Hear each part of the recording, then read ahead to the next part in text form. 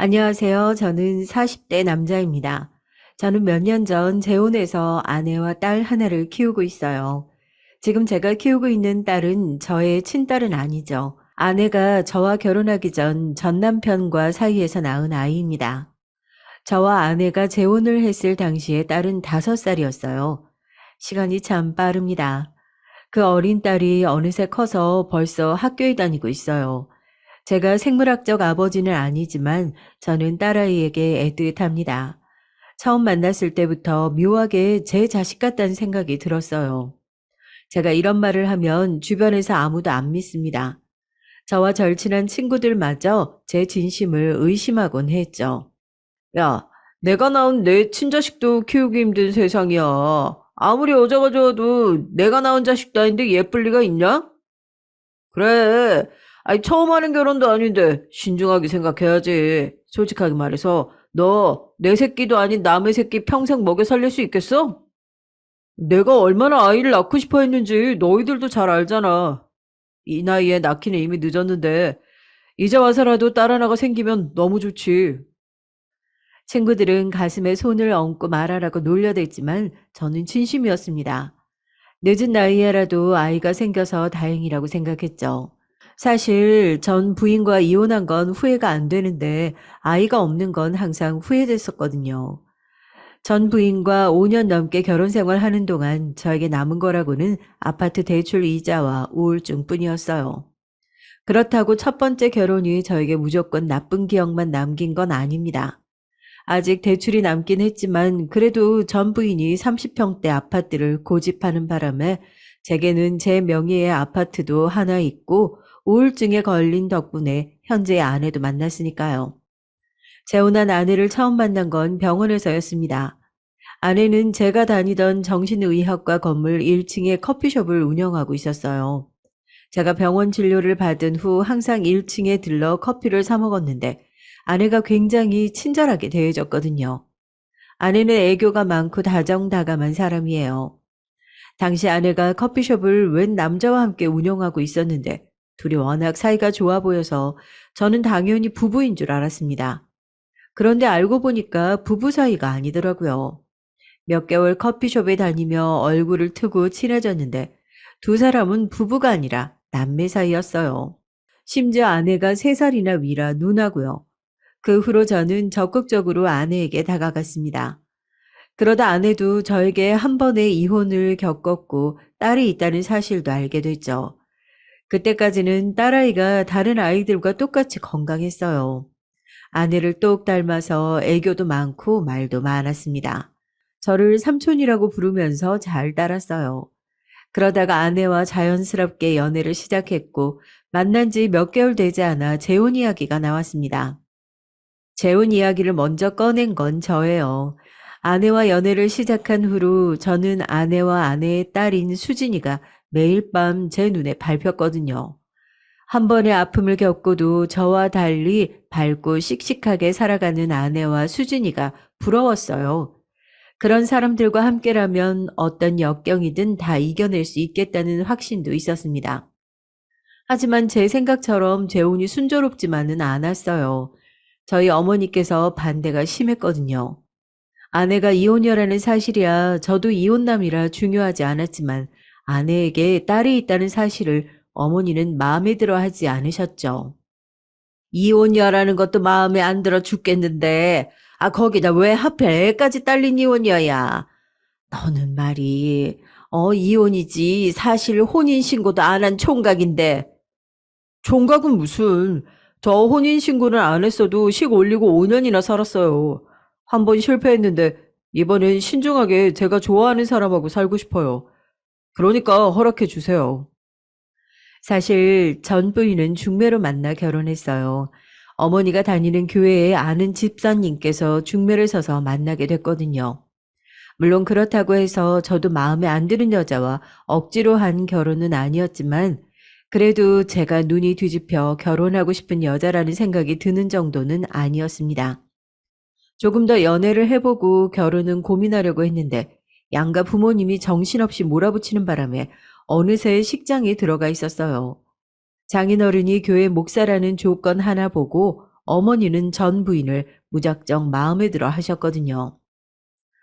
지금이야 눈이 뒤집혀서 뭘 해도 좋겠지만, 너 정신 차려.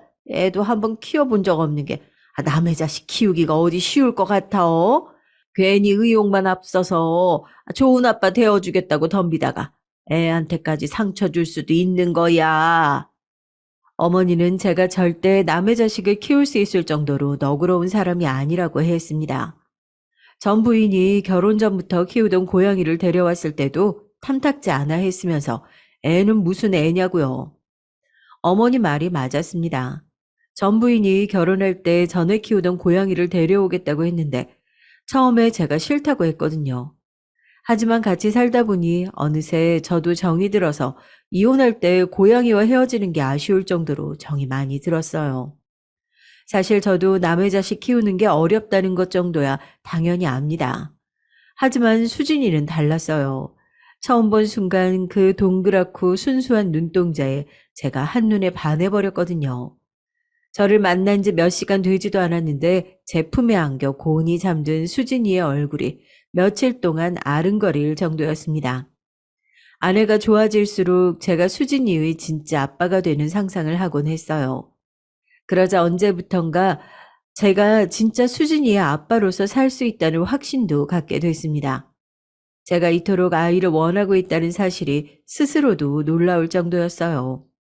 이혼한 전 부인은 아이를 별로 좋아하지 않았습니다. 결혼 전에는 몰랐는데 결혼 이후 갑자기 아이를 갖지 않겠다고 하더군요. 고양이만 키우면서 살고 싶다고요. 하지만 저는 아이를 좋아했어요. 결혼하면 당연히 아이를 낳는 거라고 생각했습니다. 꼭 그 부분이 맞지 않아서 이혼한 건 아니었지만 아이에 관련이 없던 건 아니에요. 전 부인이 결혼 전에 아이를 갖지 않겠다는 말을 미리 했더라면 결혼을 더 신중하게 고민했을 거예요. 애를 안 낳겠다는 이야기를 처음 들었을 때 당혹스러워서 이런저런 고민이 많았죠. 제가 평생 아이 없이 이 여자와 살 수 있을까 싶어서요. 하지만 전 부인은 생각이 워낙 완강했습니다. 제가 설득할 여지가 없었어요. 어쩌다 괜히 제가 아이 이야기만 꺼내도 아내는 화를 냈거든요. 당신이 아기 키워봤어? 아이 하나 키우려면 얼마나 많은 희생을 해야 되는 줄 알아? 지금 당장 임신이라도 하면 내가 다니던 직장에서 하던 일도 다 바뀔 거야. 그뿐이야. 낳기만 하면 애가 알아서 크는 거 아니잖아. 당신이랑 나랑 둘 다 바쁜데 애는 누가 봐? 해보지도 않고 미리 겁먹을 건 뭐 있어. 당신이 낳아주기만 하면 내가 진짜 많이 노력할게. 우리 어머니한테 봐달라고 부탁도 하고. 답답한 소리 하고 있네. 안 그래도 어머니 매일 혼자 사는 게 힘들다, 외롭다 하시는데 애 봐달라고 하면 그 기회에 같이 살자고 하면 어쩌려고 그래. 전 부인은 정말 자기 자신밖에 모르는 여자였어요. 자기 하고 싶은 일은 하나도 포기하지 못하고 저에게만 다 참고 양보하라는 식이었습니다. 본인은 아이는 싫고 고양이가 좋으니 저도 아이를 포기하고 고양이나 키워야 하는 거였죠. 더군다나 아버지가 돌아가시고 혼자 되신 어머니가 조금만 외롭다고 하거나 어디가 아프다고 하면 며느리로서 하는 것도 없으면서 그렇게 저에게 히스테리를 부렸어요. 어떨 땐 이 여자가 도대체 나와 왜 결혼한 걸까라는 의문이 들 때도 있었습니다. 그래서 가끔 싸울 때마다 저는 나랑 왜 결혼했냐고 직접 물은 적도 있었어요. 그럴 때마다 아내는 그냥 저와 잘 맞을 줄 알았답니다. 이게 다 내 착각이었지. 연봉, 나이, 집안 다 비슷하면 둘이 일 열심히 하고 살다가 매년 휴가 때 해외여행도 다니면서 특별한 걱정거리 없이 살 수 있겠다 싶었는데 이거 웬걸? 막상 결혼해보니까 피곤한 게 한두 개가 아니잖아? 전 부인은 좋은 직장에 고연봉을 받는 30대 커리어 우먼이었어요. 자신은 결혼 생각은 없고 평생 혼자 편하게 살고 싶었는데 목사인 아버지가 자꾸만 결혼하라고 성화이니 자신과 비슷한 남자와 대충 조건 맞춰 편하게 살려고 결혼했답니다. 하지만 막상 저와 결혼해보니 생각보다 피곤한 일이 많은 거죠. 저희 어머니가 홀어머니라 신경 쓸 일도 많고 고지식해서 잔소리도 많은데 그 와중에 저까지 자꾸만 귀찮게 아이를 낳자고 하니 더 싫었던 거예요. 그때까지도 저는 순진하게 전 부인의 마음을 돌릴 수 있을 거라고 여겼죠. 같이 오순도순 잘 살면서 제가 잘하다 보면 아내도 생각이 바뀔 거라고 기대했죠. 하지만 아니었습니다. 전 부인은 저를 속였어요. 알고 보니 아이를 낳을 생각이 없는 게 아니라 애초에 낳을 수 없는 거더라고요. 어느 날이었습니다. 아내가 회사에서 야근하고 온다고 해서 혼자 저녁을 먹고 있었는데 응급실에서 연락이 왔어요. 아내가 쓰러져서 응급실에 실려왔답니다. 저는 너무 놀라서 곧바로 응급실로 달려갔죠. 그런데 의사 말이 충격적이었습니다. 아내가 긴급 수술을 해야 하는데 보호자의 동의가 필요하다네요. 저는 당황해서 갑자기 무슨 수술을 하느냐고 따져 물었어요. 그런데 제가 보호자이기는 한지 의사가 전혀 모르는 이야기를 하더군요. 최근에 난관 결찰술 수술을 받으셨다고 했는데 그 후유증으로 하혈이 너무 심해요. 바로 수술실 들어가 확인해 봐야겠지만 아마 제거 수술을 하셔야 할 수도 있습니다. 저는 의사 말을 듣고 너무 당황해서 어쩔 줄을 몰랐어요. 응급실 침대에 누운 환자가 제 마누라 맞나 싶었죠. 의사가 말한 수술이 도대체 무슨 수술인지도 몰랐거든요. 알고 보니 의사가 말한 난관 결찰술은 피임 수술이었어요. 전 부인은 저에게 상의 한마디 하지 않고 피임 수술을 한 겁니다. 심지어 그 수술은 불임 수술이라고 해서 수술하면 임신 가능성이 아예 제로랍니다. 만약 나중에라도 아이를 갖겠다고 재생수술을 해도 임신 가능성이 희박하다네요. 저는 전 부인이 수술실에 들어가는지도 모르고 머릿속이 새하얗게 변했어요.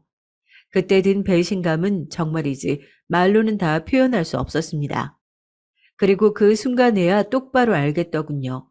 전 부인은 저를 바보 천치로 한 거예요. 그렇지 않고서야 그런 짓을 어떻게 모르게 버릴 수가 있겠어요. 저는 전 부인이 제거 수술을 하고 몸을 회복할 때까지 옆에 있었어요. 살뜰히 보살폈습니다. 일절 말 한마디 하지 않고요. 그러고는 전 부인이 퇴원하자마자 저는 이혼 서류를 내밀었습니다. 전 부인은 저에게 독한 새끼라고 욕을 하고 막말을 퍼부었지만 저는 하나도 들리지 않았어요. 이미 저희 부부는 신뢰를 잃었고 저는 아무렇지 않은 얼굴을 하고 남편을 속이는 여자와는 단 하루도 살 수가 없었으니까요. 전 부인은 끝까지 자기는 잘못한 게 없다는 투였습니다. 아주 뻔뻔하게요. 자신은 애를 낳을 생각이 없었으니 저에게 애초에 말할 필요가 없었다는 거예요. 그 순간 정말 신기하게도 전 부인에 대한 오만정이 뚝 떨어지더군요. 그래도 그전에는 전 부인에게 무슨 소리를 들어도 헤어지고 싶다는 생각까지 한 적은 없었는데 적반하장으로 나오니까 마음이 확고하게 서더군요. 한 가지 전 부인에게 고마운 건 혼인신고를 하지 말자고 했던 것이에요. 제가 그렇게 혼인신고하자고 해도 이런저런 핑계를 대면서 미루길래 저도 아이가 생기면 해야겠다 싶어서 더는 요구하지 않았었습니다. 이렇게 헤어졌으니 다행이다 싶기도 하더군요. 결국 그렇게 전 부인과 이혼하게 된 겁니다. 전 부인과 그렇게 헤어지고 나서 제 인생에는 더는 아내도 아이도 없을 거라 여겼어요. 지금의 아내를 만나 딸아이까지 얻어서 살게 될 줄은 꿈에도 몰랐습니다. 저희 어머니의 반대를 무릅쓰고라도 저는 아내와 재혼하려고 했는데 착한 아내가 그럴 수는 없다고 했어요. 어떻게든 자신이 어머니의 마음에 들겠다면서 가진 노력을 다했습니다. 어머니는 결국은 아내와 저의 결혼을 허락하셨어요. 그럴 수밖에 없었죠. 아내가 어머니에게 너무 잘했거든요. 지금의 아내가 어머니에게 몇 개월 동안 노력해 준 게 전 부인이 5년 동안 저와 살면서 어머니에게 한 일보다 훨씬 많았거든요. 아내는 수진이 키우랴 커피숍 운영하랴 바빴을 텐데도 새벽마다 일어나 반찬을 해서 어머니에게 가져다 줬습니다. 그뿐만이 아니에요. 어머니가 허리랑 무릎이 워낙 안 좋아서 매주 치료를 하러 다니셨는데 제가 말하지 않아도 아내가 매주 모시고 병원에 가줬습니다. 처남도 고생이 많았어요. 아내가 어머니를 모시고 병원에 가면 처남이 혼자 커피숍 일을 보며 수진이를 돌봤거든요. 제가 그럴 필요 없다고 어머니가 허락해주지 않아도 아내와 재혼할 거라고 선전포고를 했는데도 아내는 멈추지 않았습니다. 당신이 우리 수진이한테 하는 거에 비하면 내가 한참 모자라지. 당신이 우리 수진이한테 아빠로서 잘하는 만큼 나도 어머님께 우리 엄마한테 하는 것처럼 더 잘할 거야. 이렇게 예쁘게 말하는 사람을 누가 좋아하지 않을 수 있겠어요. 사람 마음은 다 똑같나 봅니다. 어머니도 처음엔 아내의 노력에도 시큰둥하시더니 나중에는 아내에게 홀라당 넘어가셨죠. 저처럼 말이에요. 언젠가부터 아내가 바빠서 하루라도 연락을 못하거나 반찬을 안 가져오면 어머님께서 먼저 아내에게 연락을 하셨습니다. 반찬은 됐으니 집에 와서 밥 먹고 가라고요. 그렇게 차차 저와 아내는 가족이 되어갔습니다. 아내와 저희 어머니뿐만이 아니라 저도 수진이와 처남과 가까워지기 위해 노력했죠. 쉬는 날이면 다 같이 놀러도 많이 갔어요. 아내가 전 남편과 이혼하고 힘들 때 처남이 아빠 노릇을 다 했기 때문에 아내와 처남은 떼래야 뗄 수 없는 사이였죠. 저도 외동아들이라 가족이라고는 어머니와 단 둘이다 보니 아내와 처남 사이를 이해할 수 있었습니다. 아내와 처남도 부모님이 학교 다닐 때 돌아가셔서 둘이 꽤 고생했거든요. 저도 아내와 처남을 보고 있으면 안쓰럽고 대견했습니다. 그런데 아내의 전 남편은 그런 두 사람을 이해하지 못했대요. 오히려 질투를 했다고 하더라고요. 다른 남매지간보다 각별한 두 사람을 샘냈대요. 매형 앞에서 이런 소리 하면 안 되지만 누나 전 남편은 정신 나간 놈이었어요. 누나가 우리 집에 와서 밥 해주고 청소나 빨래 좀 해준다고 매일 난리를 쳤다니까요. 아니, 가족끼리 그럴 수도 있지. 그런 걸 가지고 왜 난리를 쳐? 그러니까요. 완전 정신 나간 놈이에요. 그런 놈이니까 자기 자식인데도 수진이 앞으로 양육비 한 푼 안 보내고 뻔뻔하게 살고 있죠. 저는 아내와 처남의 마음을 충분히 이해할 수 있었습니다. 저의 전 부인도 그런 소리를 많이 했거든요. 제가 어머니 집에서 저녁을 먹고 오거나 주말에 어머니를 모시고 영화라도 한 편 보고 오면 난리를 쳤습니다. 아내가 툭 하면 저에게 하던 말이 마마 보이냐는 말이었어요. 결혼한 아들이 그렇게 자주 엄마네 집에 드나드는 게 정상이냐고요. 저는 오히려 그런 소리를 하는 전 부인이 이해가 되질 않았습니다. 그럴 때마다 드는 생각이 가족끼리 가깝게 지내는 게 도대체 뭐가 이상하다는 건지 모르겠더군요.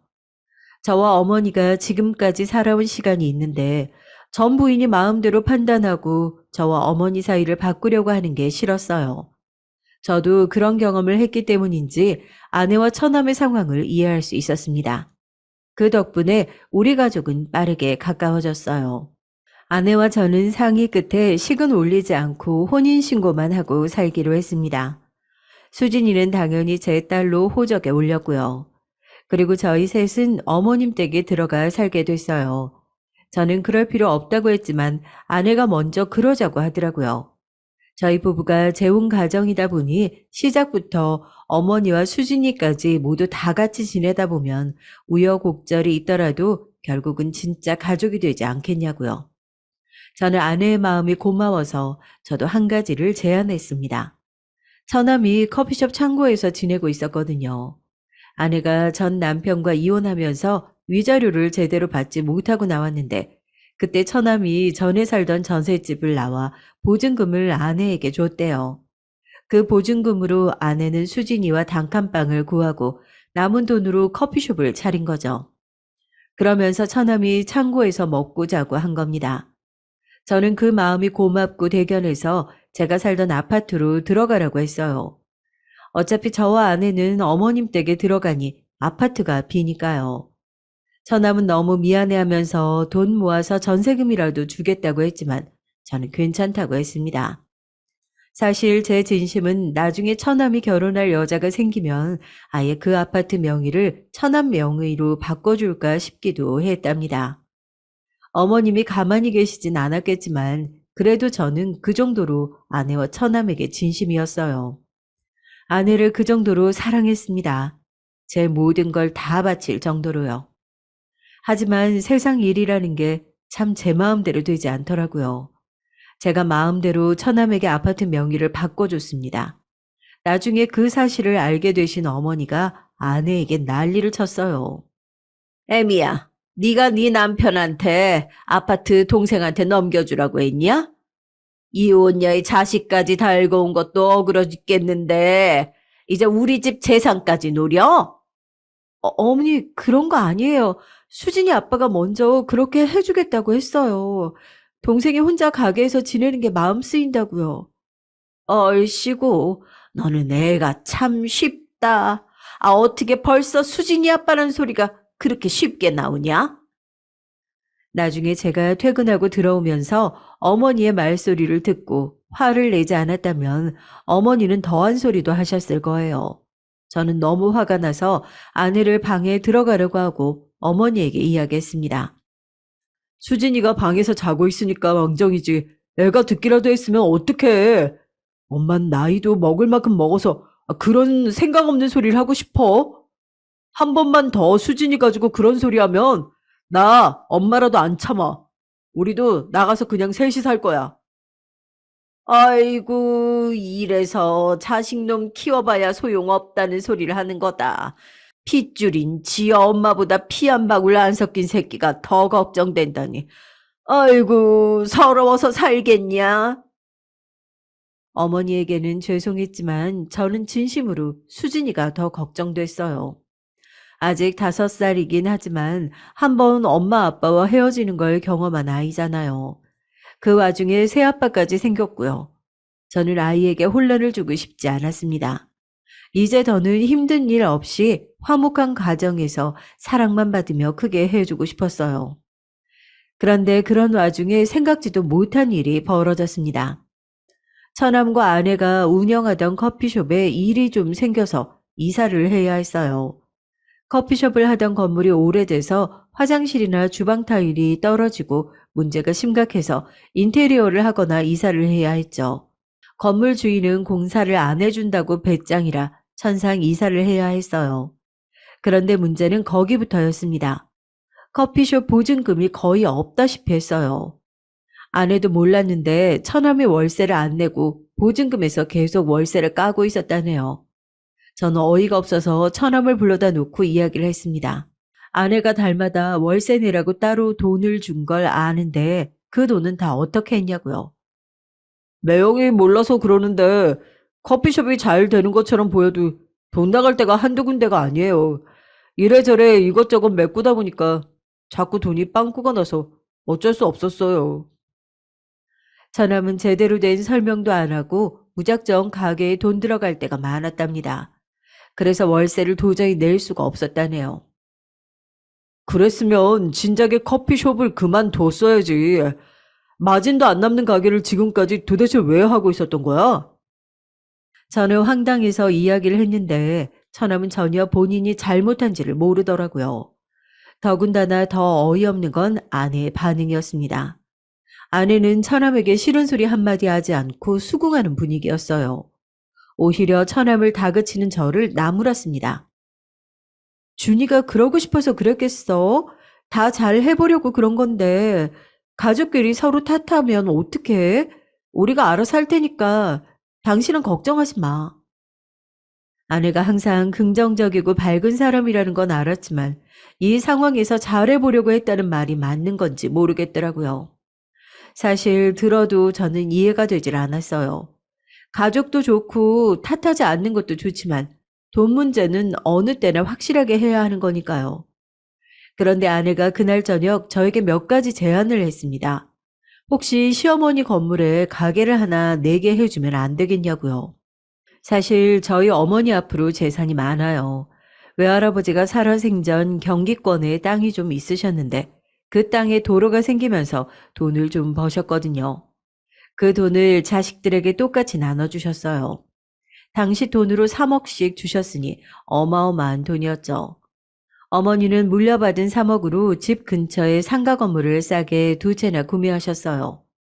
그런데 그 건물이 현재는 올라서 지금은 다 하면 40억 정도 됩니다. 그러다 보니 아내가 그런 소리를 한 거죠. 어머니가 가진 상가 건물에 커피숍을 내고 싶다고요. 저는 고민 끝에 어머니에게 말씀드렸습니다. 그런데 웬일로 어머니가 순순히 허락을 해주셨어요. 저는 당연히 안 된다고 하실 줄 알았거든요. 내 건물에 있는 가게는 이미 다 계약 끝나서 나갈 데가 없고 대신 내가 돈을 빌려줄게. 그 돈으로 가게 얻어. 대신 꼭 우리 아들 명의로 계약하고. 저는 그게 무슨 소리인가 싶었는데 어머니는 먼 미래까지 내다보셨습니다. 한번 보증금 날려먹은 처남이 또 그러라는 법은 없겠냐면서 믿을 수가 없다고요. 아내나 처남 명의는 절대 안 되고 꼭 제 명의로 가게를 구하라고 하셨죠. 그래야 돈을 빌려준다고요. 저는 당연히 어머니 말대로 하겠다고 했는데 웬일로 아내가 저와 어머니의 대화에 끼어들더군요. 가게는 저랑 동생이 운영할 건데 명의는 당연히 저희 둘 중에 한 명으로 해야죠. 그리고 건물 사는 것도 아니고 그냥 월세 가게 하나 구하는 건데 꼭 그렇게 할 필요가 있을까요? 필요 있지. 그래야 사람 마음가짐이 달라지는 거다. 애미야, 너도 동생 생각하면 그렇게 무르게 굴어서는 안 돼. 아무리 동생이 안쓰러워도 제대로 가르쳐야지. 그 큰 돈을 날린다는 게 말이 되냐? 그리고 난 이자 꼬박꼬박 받을 거니까 사돈 총각한테 달달이 나한테 입금하라고 해. 어머니는 돈을 빌려주는 대신에 달에 이자도 내라고 했습니다. 저는 어머니에게 꼭 그렇게까지 할 필요가 있냐고 했는데 어머니는 그렇게 해야 한다고 하셨어요. 아무리 둘이 좋아서 부부로 살지만 돈 관계만큼은 가족끼리 더 확실히 해야 하는 거라고요. 거기다가 처남은 한치 건너인데 어떤 사람인지 알고 돈을 주냐입니다. 그리고 신신당부하신 게 여자 조심하라고 하셨어요. 한 번 당하고도 여자를 모르냐고요. 그때까지만 해도 어머니가 너무 예민하다고 생각했습니다. 그런데 나중에 보니까 어머니가 현명하신 거였어요. 어머니 말씀이 다 맞았습니다. 사람은 그렇게 쉽게 믿는 게 아니었어요. 어머니에게 돈을 빌려 아내와 처남이 새로운 가게를 찾는 와중에 딸아이에게 일이 생겼습니다. 어느 날 갑자기 딸 수진이가 말을 하지 않았어요. 제가 3일 정도 지방 출장이 있어서 다녀왔는데 아이가 전혀 다른 아이가 되어 있었습니다. 병원에서는 실어증이래요. 아이에게 뭔가 특별한 사건이나 충격으로 인해 일어난 증상 같다고요.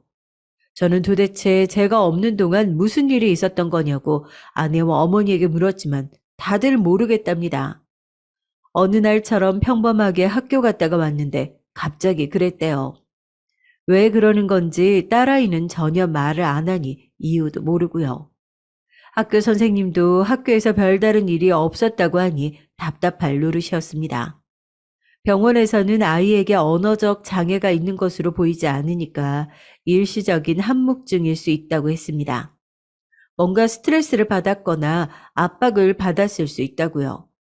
저와 아내는 속상한 마음을 애써 숨기고 딸 수진이를 치료하는 데에만 여념이 없었습니다. 아이가 스트레스 받지 않도록 편안한 환경을 만들어주고 자꾸만 말을 하라고 요구하지 말라고 해서 병원에서 시키는 대로 했죠. 마침 아이 학교가 방학이기도 해서 저는 회사에 휴직계를 내고 몇 달 쉬기로 했어요. 아내는 본인이 카페를 쉬겠다고 했지만 저는 그러지 말라고 했죠. 제가 없을 때 그런 일이 일어나서인지 저는 누구보다 책임감을 느끼고 있었습니다.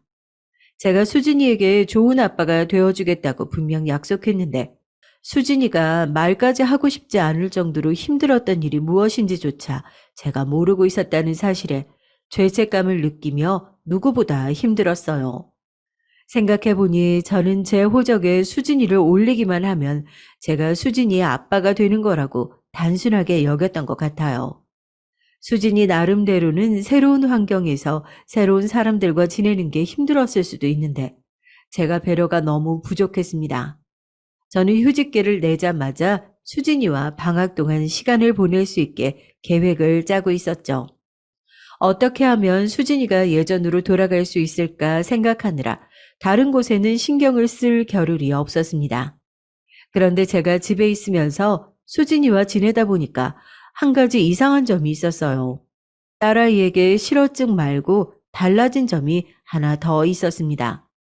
처남과의 관계가 뭔가 좀 달라진 것 같았어요. 이상하게 수진이가 처남을 멀리하는 것 같았습니다. 전에는 처남과 무지하게 살가운 사이는 아니었어도 그래도 삼촌이라고 따르긴 했었는데 요즘은 처남이 오면 눈도 마주치지 않고 방에 들어가 버리는 거예요. 한상에서 밥이라도 먹으려고 하면 고개도 못 들고 밥만 입에 넣었죠. 그리고 가장 이상했던 건 처남이 수진이를 보면서 말을 걸면 미묘하게 눈동자가 흔들리고 손을 떨었습니다. 저는 아무래도 이상해서 처남과 수진이 사이에 무슨 일이 있었나 했는데 아내는 그럴 리가 없다고 하더라고요. 아무리 가까워도 자주 보지 않는데 일이 있을 만한 일이 없다고요. 아내 말도 틀린 건 아니었지만 저는 제 눈으로 보고 느낀 바가 있다 보니까 아무래도 신중하게 지켜볼 수밖에 없었습니다. 하루 종일 같이 있다고 해서 아내가 딸 수진이에 대해 모든 걸 알고 있는 건 아니니까요. 더군다나 아내가 처남 일이라면 뭐든지 묻지도 따지지도 않고 좋게만 보는 경향이 있다 보니까 저도 아내 말만 믿을 수는 없었습니다. 저는 이번 기회에 딸아이와 여행을 다니며 좋은 추억도 만들고 딸아이에 대해 더 많은 걸 아는 시간을 갖고 싶었어요. 그래서 딸아이와 여행을 떠났습니다. 제 차를 타고 계획 없이 10일 정도 전국을 돌아다니며 바다도 보고 산도 타고 발이 이끌리는 대로 가보기로 했죠. 딸아이의 증상이 약을 먹어서 좋아질 병이 아니다 보니까 어머니도 아내도 이번 여행에서 딸아이의 증세가 많이 좋아지길 바랬어요. 저도 마찬가지고요. 제가 딸아이에게 어디 가고 싶냐고 물었는데 딸아이는 종이에 아무 곳이나 상관없다고 적었습니다. 그때 딸아이의 표정이 얼마나 무미건조한지 하나도 기뻐 보이질 않았죠. 그 모습을 보는데 저는 절로 눈물이 나올 것만 같았어요. 수진이가 그런 표정을 짓는 걸 처음 봤으니까요. 제가 퇴근하고 돌아와 놀이터만 나가자고 해도 그 자리에 폴짝폴짝 뛰며 신이 나서 달려와 안기던 아이였는데 도대체 왜 이렇게 아파하는 걸까 마음이 찢어질 것 같았습니다. 저는 단단히 마음 먹고 여행을 시작했죠. 그래도 여행은 즐거웠습니다. 수진이도 말을 하진 않았지만 탁 트인 바다를 보고 살짝 인매를 올리는 모습을 저는 봤거든요. 여행이 일주일쯤 접어들었을 때 딸아이가 좀 피곤해하는 것 같아서 숙소를 좋은 곳으로 옮겨서 온천도 하고 따뜻한 방에서 자게 했어요. 그런데 딸아이가 너무 힘들었나 봐요. 저녁밥도 먹는 둥 마는 둥 하더니 자꾸 잠만 자더라고요. 그제야 열을 재어보니 열이 펄펄 끓었습니다. 저는 놀라서 그대로 딸아이를 안고 근처 응급실로 갔어요. 딸아이가 독감이라네요. 저는 순간 절망했습니다. 이게 다 제 잘못인 것 같아서요. 아직 어린아이를 데리고 제가 너무 무리하면서 다녔나 후회가 됐습니다. 다행히 주사를 맞고 열은 떨어졌지만 이대로 여행을 계속하는 건 무리가 있을 것 같아서 바로 집으로 올라갔어요. 이미 12시가 넘어가고 있어서 아내에게 전화하지는 않았고요. 어차피 집으로 가는데 괜히 먼저 아내를 걱정 끼치고 싶지 않아서요. 딸아이는 차에 타자마자 골아 떨어져서 저는 그대로 집으로 향했습니다. 그런데 집 앞에 다 도착했을 때쯤 이상한 광경을 봤어요.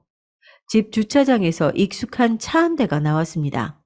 주차장에서 나오는 차는 분명 아내의 차였습니다. 저는 놀라서 바로 핸드폰을 확인했는데 새벽 1시가 넘어가고 있었죠. 저는 고민하다가 아내의 차를 곧장 뒤따랐습니다. 그 순간 전에 어머니께서 하셨던 말이 떠올랐거든요. 제가 출장을 가면 아내가 새벽에 자꾸 어디를 가는 것 같다고요. 어머니가 그런 소리를 하실 때마다 저는 곧바로 아내에게 물었지만 아내는 그런 일이 없다고 하더라고요. 어린 딸만 놔두고 자기가 어딜 가겠냐고요. 오히려 어머니가 아내에게 괜한 꼬투리를 잡으려고 그러시는 거라고 했습니다.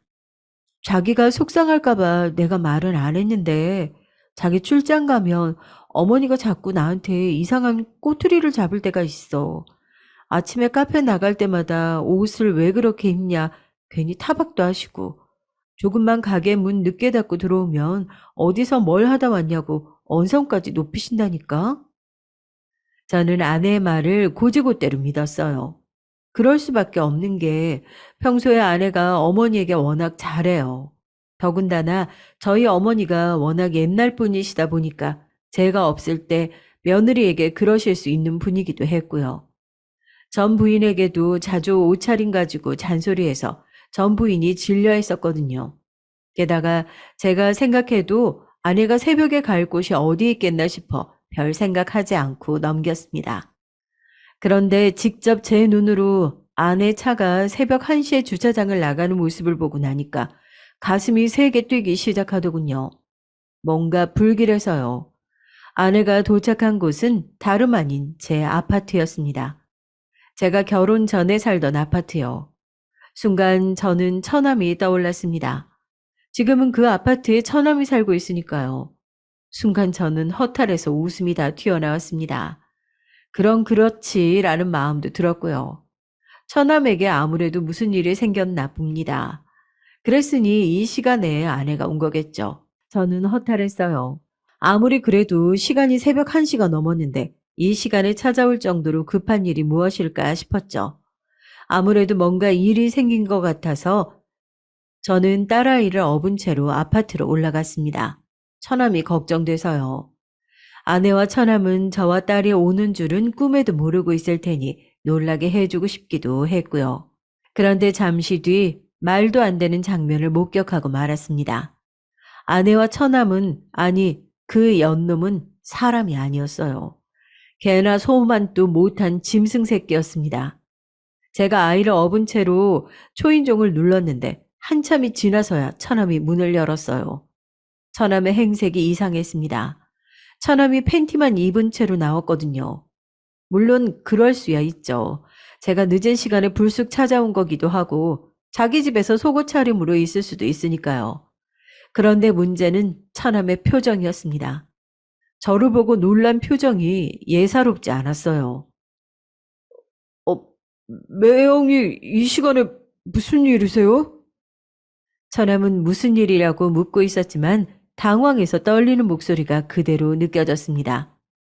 저는 저도 모르게 순간 눈빛이 달라졌어요.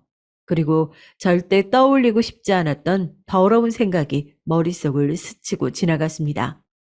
누나가 여기로 들어가는 거 봤는데 누나 어딨어? 저도 모르게 불길한 감이 끓어오르며 목소리가 격앙되어 갔죠. 사람은 계속 누나가 여기 왜 있냐고 안 왔다고 부정했어요. 하지만 이미 늦었습니다. 신발장에 아내의 슬리퍼가 버젓이 놓여 있었거든요. 순간 제게 촉이 오더군요. 이 연놈이 문을 열지 않은 동안 슬리퍼보다 더 중요하게 숨겨야 할 것이 있었구나. 저는 그대로 딸아이를 소파에 눕혀놓고 안방으로 돌진했습니다. 제 행동에 당황한 처남은 제 앞을 가로막았지만 아무도 저를 막을 수 없었어요. 저는 그대로 안방 문을 열었습니다. 침대에는 아무도 없었어요. 하지만 이불은 바닥에 지저분하게 널브러져 있고 뭔가 부산해 보였습니다. 그 순간 저는 눈이 완전히 돌았어요. 그대로 눈에 보이는 문이란 문은 다 열어젖혔죠. 장롱문 그리고 화장실 문 드디어 찾았습니다. 화장실 욕조 안에 아내의 정수리가 보이더군요. 저는 그대로 욕실로 들어가 아내를 쏘아봤습니다. 아내의 행색은 제 입에 담고 싶지도 않아요. 정말 너무 천박해서요. 아내는 옷을 하나도 입지 않은 채 수건만 한 장 가지고 덜렁 몸을 가리고 있었습니다. 저는 순간 제 눈을 의심했어요. 저는 그대로 아내에게 다가가 소리쳤습니다. 여기서 지금 뭐 하고 있냐고요. 그리고 그때 아내의 손에 쥐어진 무언가가 제 눈에 들어왔어요. 아내가 손에 꼭 쥐고 있던 물건은 바로 콘돔 봉지였습니다. 아내와 처남은 분명 남매지간입니다. 그런데 지금 제 눈앞에 펼쳐진 광경은 누가 봐도 불륜 현장이었죠. 저는 손이 떨리고 온몸에 소름이 돋아서 잠깐도 일어서 있을 수가 없었어요. 그때였습니다. 믿기지 않는 일이 벌어졌어요. 거실에서 자는 줄 알았던 딸아이가 방으로 들어왔습니다. 아빠, 엄마랑 삼촌 저러고 있는 거 처음 아니야. 야, 오수진, 너 지금 무슨 소리를 하는 거야? 아, 네가 뭘 봤다고 이래? 매영, 얘가 하는 말 다 믿으면 안 돼요. 수진 얘가 거짓말을 잘하네. 반년 동안 한마디도 하지 않았던 딸내미가 처음으로 한 소리가 아내와 처남이 이러고 있었던 게 처음이 아니라네요. 거기다가 대고 처남은 소리까지 지르며 딸아이를 위협했습니다. 그 순간 아내가 몸을 웅크리며 울음을 터뜨렸어요. 그만하라고요. 저는 순간 너무 화가 나서 처남의 얼굴을 주먹으로 쳐 올렸습니다. 그리고 그대로 바닥에 눕혀 온 몸을 두들겨 패줬어요. 아마 수진이가 울면서 말리지 않았다면 저는 그대로 처남 새끼를 죽여버렸을지도 모릅니다. 그리고 곧바로 제 손으로 112를 누르고 신고했어요. 제가 본 광경을 그대로 경찰에게 이야기했습니다. 남매인 줄 알았는데 알고 보니 불륜 사이였다고요. 경찰도 당연히 황당하죠. 세상에 무슨 이런 일이 있나 싶어서요. 저도 흥분한 마음이 잘 가라앉혀지지 않았지만 수진이를 생각해서라도 정신을 차려야 할 것 같았습니다. 경찰은 저와 그 연놈에게 몇 가지 질문을 하고 돌아갔어요. 제가 고소를 하면 그때부터 사건 접수가 될 거라고요. 저는 알겠다고 하고 경찰을 보냈습니다. 그때였어요. 아내가 갑자기 저에게 달려오더니 제 앞에 무릎을 꿇더군요. 그러더니 바짓가랑이를 붙잡았어요. 여보, 제발 고소는 하지 마. 내가 알아서 내 발로 나갈게. 우리 수진이도 있는데 나한테 그러면 안 되잖아. 아내는 이제와 제 앞에서 울고불고 하면 그게 먹힐 줄 알았는지 저에게 손이 발이 되게 빌더군요. 하지만 소용없었습니다. 웃기고 있네. 우리 수진이? 수진이는 내 딸이야. 당신같이 정신 나간 여자한테서 자라게 할 순 없어. 정식으로 이혼 소송할 거니까 그때까지 나랑 수진이 앞에 나타날 생각하지 마. 저는 바닥에 앉아 우는 딸아이를 안고 집으로 돌아왔습니다. 돌아오는 길에 딸아이에게 조심스레 무슨 일이 있었던 거냐고 물었는데 딸아이 말이 충격적이었어요. 제가 출장에 갔을 때 아내가 새벽에 전화 한 통을 받더니 방을 나갔답니다. 아내는 딸이 잠든 줄 알았겠지만 딸은 잠들지 않았던 거예요. 전화 소리에 깼더라고요. 딸은 혼자 방 안에 남겨진 게 무서워서 아내 뒤를 쫓아간 거예요. 그런데 주차장 앞에 웬 차가 멈춰서 있었답니다. 처남차였대요. 그 순간 딸아이는 충격적인 장면을 목격하고 만 거죠. 처남과 아내가 부둥켜 안으며 키스하면서 뒷좌석으로 들어가는 모습을 보고 만 겁니다. 그대로 뒷좌석 문이 닫혔으니 아이는 놀라서 그 자리에 굳어버린 거죠. 그날 이후 말문이 막혀서 말이 나오질 않았대요. 도무지 자신이 본 장면이 뭐라고 누구에게 말해야 할지 몰라서요. 한편으로는 꿈일지도 모른다고 생각해서 다시 올라가 잠을 잤는데 오히려 그 전날의 일이 생생하게 떠올랐답니다. 아내와 처남 얼굴을 볼 때마다요. 저는 딸이 너무 안쓰러워서 차를 세우고 한참 동안 딸아이를 안고 있었습니다. 지금까지 딸이 혼자 얼마나 혼란스럽고 무서웠을지를 생각하니 마음이 터질 것만 같았죠. 소리내어 우는 딸아이에게 괜찮다고 이제 아무 일도 없을 거라고 아빠가 다 있게 해준다고 약속했습니다. 그리고 그날부터 저는 정신을 바짝 차리고 앞으로 어떻게 할지만 생각했어요. 저는 무엇보다 가장 중요한 건 제 딸아이였습니다. 누가 뭐라고 해도 수진이는 제 딸이니까요. 저는 다음 날부터 그 연놈의 뒤를 캤습니다. 제일 먼저 아내의 전남편을 찾아갔죠. 수진이 생물학적 아버지요. 그런데 그 남자의 말을 듣는 순간 저는 제 귀를 의심했습니다. 그 두 사람 엄밀히 따지면 남매 아니에요. 그 두 사람 부모가 재혼해서 둘이 남매가 된 거거든요. 피 한 방울 안 섞였어요. 그 연놈은 호적만 남매지 피가 섞인 남매지간이 아니었어요. 어릴 때 그 두 사람의 부모가 재혼해서 아내가 8살 때 남매로 만났답니다. 하지만 아내가 고등학교 때 부모님 두 분이 교통사고로 돌아가셨고 그때부터 남매 둘이서만 산 겁니다. 또래인 남자와 여자아이가 한 집에 몇 년 동안 살다 보니 둘이 눈이 맞았나 봐요. 그런 추잡한 이야기를 다 떠나서 둘 다 나쁜 연놈인 게 둘이 좋으면 그냥 둘이 살 것이지. 이것들이 사기를 친 겁니다. 둘 다 어릴 때부터 부모 없이 자라다 보니 이런저런 아르바이트를 하며 먹고 산 거예요. 그러다 결국 살기 힘들어지자 나쁜 생각을 한 겁니다. 아내가 돈 있는 남자를 꼬셔서 결혼을 한 거예요. 그 남자가 아내의 전 남편인 거죠. 아내의 전 남편은 홍대에서 술집을 3개나 운영하던 사람이었다 보니 밤에는 아예 집에 없었대요. 그런데 항상 처남이라는 놈이 집에 드나드니 불만이 많았나 봅니다. 처음엔 단순히 처남이라는 놈이 집에 와서 먹고 자는 게 싫었어요. 아내와 처남 둘 다 특정한 직업 없이 매일 집에서 놀면서 내 돈만 축내는 게 싫었거든요. 그럼 둘이 불륜 저지르고 있다는 건 알고 이혼한 거예요? 분명히 낌새가 이상해서 계속 의심했는데 증거가 없었어요. 지들이 아니라고 하는데 내가 무슨 수로 그 두 연놈 속을 알겠어요. 아내의 전 남편은 두 연놈 사이를 의심했지만 결국 증거를 찾지 못했답니다.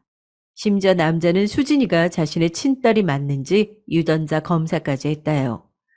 단순히 결혼 이후 자신이 벌어온 돈을 자꾸만 처남에게 보내고 자신이 하는 가게를 처남에게 하나만 넘겨달라고 해서 싸우다가 헤어졌답니다. 다행히 수진이는 아내의 전 남편 딸이 맞았지만 남자가 유전자 검사를 했다는 사실을 나중에 알게 된 아내가 그걸 가지고 꼬투리를 잡으며 먼저 이혼을 요구했대요. 그 이후로 남자도 수진이에게 미안해서 다시 보고 싶다는 말도 못했다네요. 저는 아내의 전 남편을 만나고 난 뒤 수진이가 더 애틋했습니다. 어린 것이 어쩌다 그런 거지 같은 부모를 만나 이런 취급을 받고 있을까 싶었어요. 저는 다짐했습니다. 절대 우리 수진이만은 앞으로 누구에게도 상처받지 않고 살게 해주겠다고요. 저는 그날 이후 저의 모든 인맥을 동원해 그 연놈을 무너뜨릴 작전을 세웠습니다. 저는 두 연놈을 고소하고 이혼 소송을 시작했어요. 저의 목적은 단 2가지. 아내와 이혼하고 수진이의 양육권을 갖는 것이었습니다.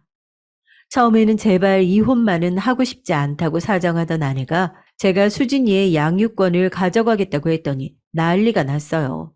저에게 어떻게 그럴 수가 있냐고 하더군요. 당신 미쳤어? 수진이는 내 아이야. 피도 한 방울 안 섞였으면서 당신이 애를 어떻게 키우겠다는 거야? 미친년이 누구한테 미쳤대? 수진이 내가 생물학적 아빠는 아니어도 지금까지 진심을 다해서 내 자식으로 키웠어. 내가 수진이 아버지야. 그리고 당신 전 남편도 내가 당신이랑 이혼하면 아이는 내가 키워도 상관없다고 진술서 작성했어. 아내는 말도 안 된다면서 울고불고 지금 당장 수진이를 만나게 해달라고 했지만 저는 절대 만나지 못하도록 했습니다. 수진이가 절대 나 없이 살 리 없어. 수진이 엄만 나라고. 웃기지 마. 수진이도 당신 말고 나랑 산다고 결정했어. 그랬습니다.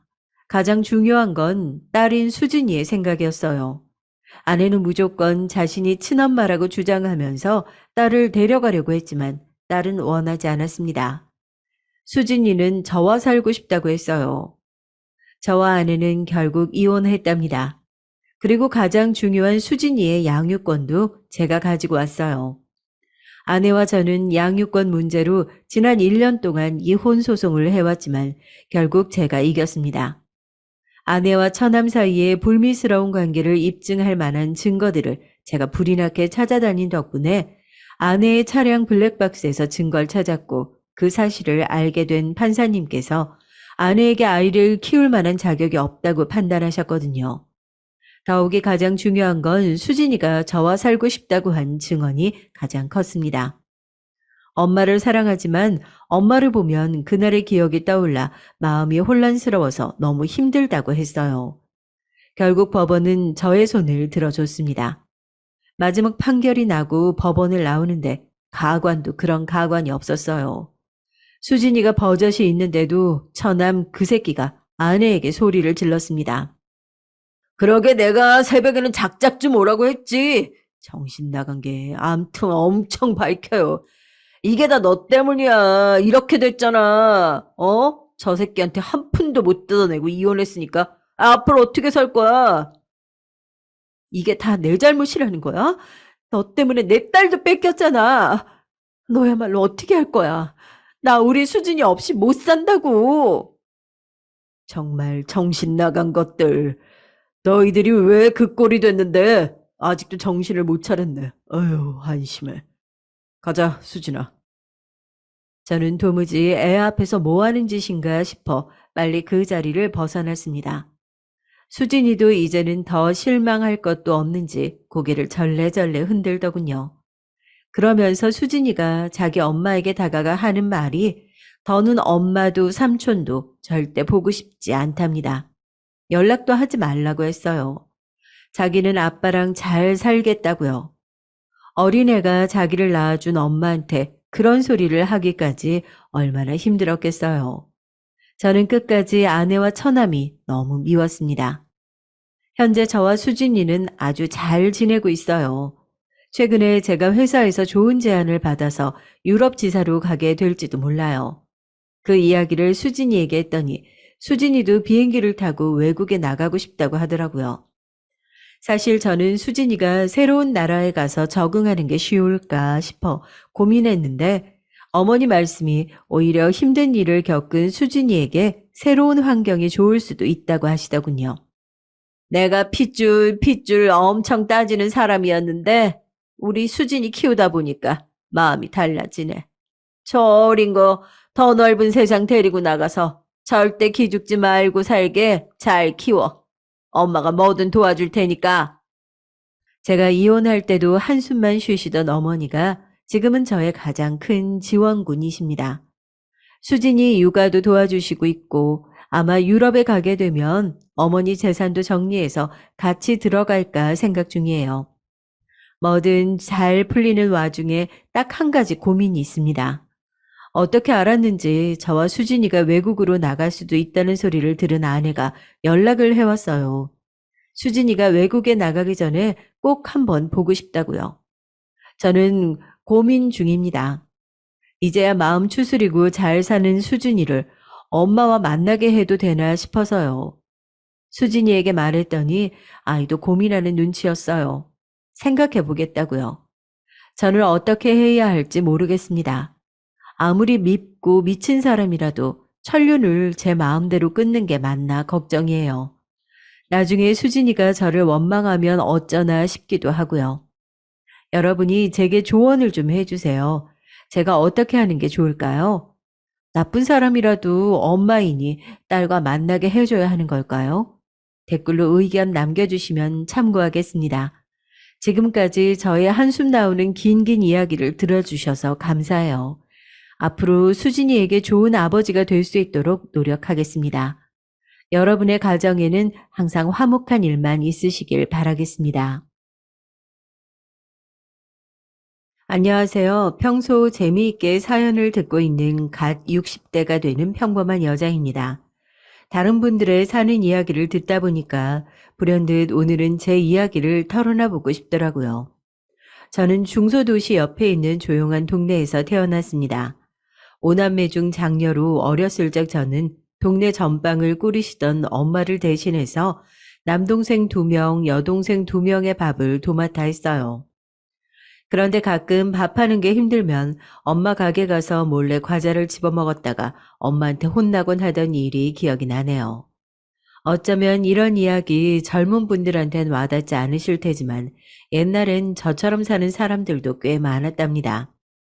특히 장녀였으니까 전 그 무게감이 더 크곤 했죠. 아무쪼록 그렇게 어찌어찌 중학교를 졸업하고 저는 20살이 넘을 때까지 부모님 가게 일을 돕고 동생들을 돌보면서 지냈어요. 그러다가 옆 동네로 시집가서 잘 살던 육촌 누나의 중매로 한 남자를 만났습니다. 만난 첫날 다방에 앉아서 어색하게 커피를 홀짝이던 나에게 그 남자는 자신이 농사를 지어서 성공하고 싶다는 이야기, 그리고 요즘 관심을 가지고 있는 취미 이야기 등 여러 가지를 신나게 하더니 집으로 가려는 저에게 빵을 한 봉지 사서 들려줬어요. 부모님과 함께 먹으라면서요. 맛있게 먹어요. 감사합니다. 그때까지만 해도 그 사람이 저에게 호감이 있는진 확실히 몰랐지만 만날 때마다 제게 잘 보이려고 애를 쓰더라고요. 그리고 제 부모님까지 챙겨드리면서요.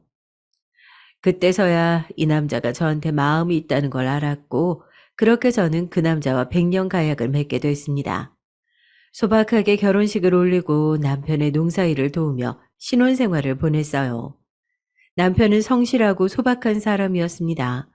농부답게 열심히 일을 했고, 저도 살림의 보탬이 되고자 이것저것 동네 일들을 하면서 용돈벌이를 했어요. 그러다 결혼하고 2년 만에 아이가 들어섰습니다. 그때 제가 25살 때였어요. 처음에 아이가 들어선 줄 모르고 속이 안 좋다고 약도 먹고 그랬는데, 나중에 임신이라는 얘기를 듣고 뱃속의 아기에게 어찌나 미안하던지요. 그 후로는 태교에 좋다는 것들을 나름 하면서 신경 써서 임신 기간을 보냈습니다. 상고의 고통을 겪고 자연 분반을 하면서 다시는 아이를 낳지 않겠다고 다짐했건만, 저는 결국 2년 후 둘째까지 낳았어요. 둘째는 듬직한 첫째 아들과 달리 아주 예쁜 딸이었습니다. 갓 태어났을 때 피부가 빨갰는데, 그 모습을 보신 친정어머니가 피부가 하얀 예쁜 아기라고 이야기하셔서, 아, 피부가 빨간 게 나중에 하얘지는 거구나 했던 기억이 납니다. 그렇게 저는 평탄하고 소박하게 저의 이 30대를 남편과 복닥거리며 아이 둘을 키우면서 살았어요. 무난하다고 할 수는 없었던 것 같아요. 아이가 있다 보니까 생활이 여유롭고 풍족해야 어미 마음이 편했는데 그러지 못했거든요. 남편이 농사를 사업으로 생각하고 새로운 작물들을 들여다보면서 시도했던 일들이 잘 풀리지 않아서 형편은 늘 빠듯했습니다. 새 작물이 잘 자라지 못해 손해를 보고 거기다 흉년이 몇 번 휩쓸고 가자 우리 집은 결혼했던 당시보다 많이 가세가 기울게 됐어요. 그래도 고맙게도 우리 아이들은 사춘기 때도 그렇게 속을 많이 썩이지 않았고, 저는 주변에 부러움을 사곤 했죠. 또 자라면서 큰아이는 제법 공부를 잘했습니다. 그래서 아들이기도 하고 첫째기도 해서 저희 부부는 아들에게 큰 기대를 걸고 재수도 시켜주고 대학을 가게 되자 자취방도 얻어주고 취업 준비에 필요한 영어 학원 돈이며 필요하다는 대로 돈을 항상 빌려서라도 마련해서 보내주었습니다. 이름 되면 알만한 회사 정도는 들어가겠지 하면서요. 엄마 아빠 고마워요. 나 이 돈으로 열심히 공부해서 꼭 좋은 회사 들어가 호강시켜 드릴게. 아니야. 네 몸이 우선이니까 늘 건강부터 먼저 챙겨. 알았지? 회사는 차차 들어가면 되니까. 아들은 돈을 받으면서도 그게 못내 미안했던지 꼭 저런 말을 덧붙였는데, 전 아들이 괜히 취업으로 힘들어할까 봐 형편이 여유롭다는 거짓말을 하며 쥐어주곤 했죠. 허나 미안하게도 딸에게는 대학까지 보내줄 형편이 안 되어서 저희는 딸에게 고등학교까지만 다니고 취업을 했으면 좋겠다고 이야기했습니다. 가난한 농부인 남편의 수입으로 큰 도시에 대학 간 아들의 뒷바라지를 하기만도 벅찼고, 또 그때의 짧은 생각으로는 대학을 가지 않더라도 인물도 괜찮고 야무지고 싹싹하니까 자기 앞가림하다가 좋은 혼처자리가 나면 멀리 보내지 말고 옆에 끼고 살면 좋겠다고 생각했어요. 엄마, 나도 공부하고 싶은데 대학 가면 안 돼? 무슨 여자가 공부야. 미안하지만 넌 대학까지 보내주면 엄마 허리가 휘어. 고등학교까지만 다녀도 충분해. 딸이 한번 그런 툭 속마음을 얘기하듯 이야기를 하긴 했지만 저는 저렇게 대꾸했어요. 실제로 동네에 딸을 가진 집들은 대부분 그랬으니까요. 그리고 속으로 언젠가 딸과 함께 오순도순 살 생각을 하고 있었죠. 그러나 딸은 고등학교를 졸업하고 여러 가지 소일거리를 하다가 동네가 갑갑하다며 도시로 나가 직업을 구해야겠다고 간호조무사 자격증을 따겠다고 했습니다. 그래서 간호조무사 교육비를 대주고 전문적인 일이니 열심히 하려고 격려해줬어요. 그렇게 딸은 자격증을 따고 아들이 있던 도시로 취직 자리를 구하게 되어 자식 둘이 같이 살 집을 전세로 마련해주고 가끔 들여다보러 다녔습니다. 그렇게 저는 자식 둘도 나름 앞가림을 해줬으니 우리는 이제 자식들 결혼시키고 우리 노후만 돌보면 되겠지. 이제 남편과 매일 뒷산에 등산도 다니고 국내 여행이나마 다니면서 즐겁게 노후를 보내야겠다는 희망을 품었습니다. 그런데 어느 날 큰 카드 회사에 취직해서 잘 다니고 있는 줄만 알았던 아들에게서 청천벽력 같은 소식이 들려왔어요. 갑자기 전화에서는 저에게 1억이 넘는 돈을 해달라고 하는 것이었습니다. 저는 너무 놀라서 수화기를 쥐고 있던 손을 바들바들 떨면서 물었어요. 무슨 일이 있는 거야?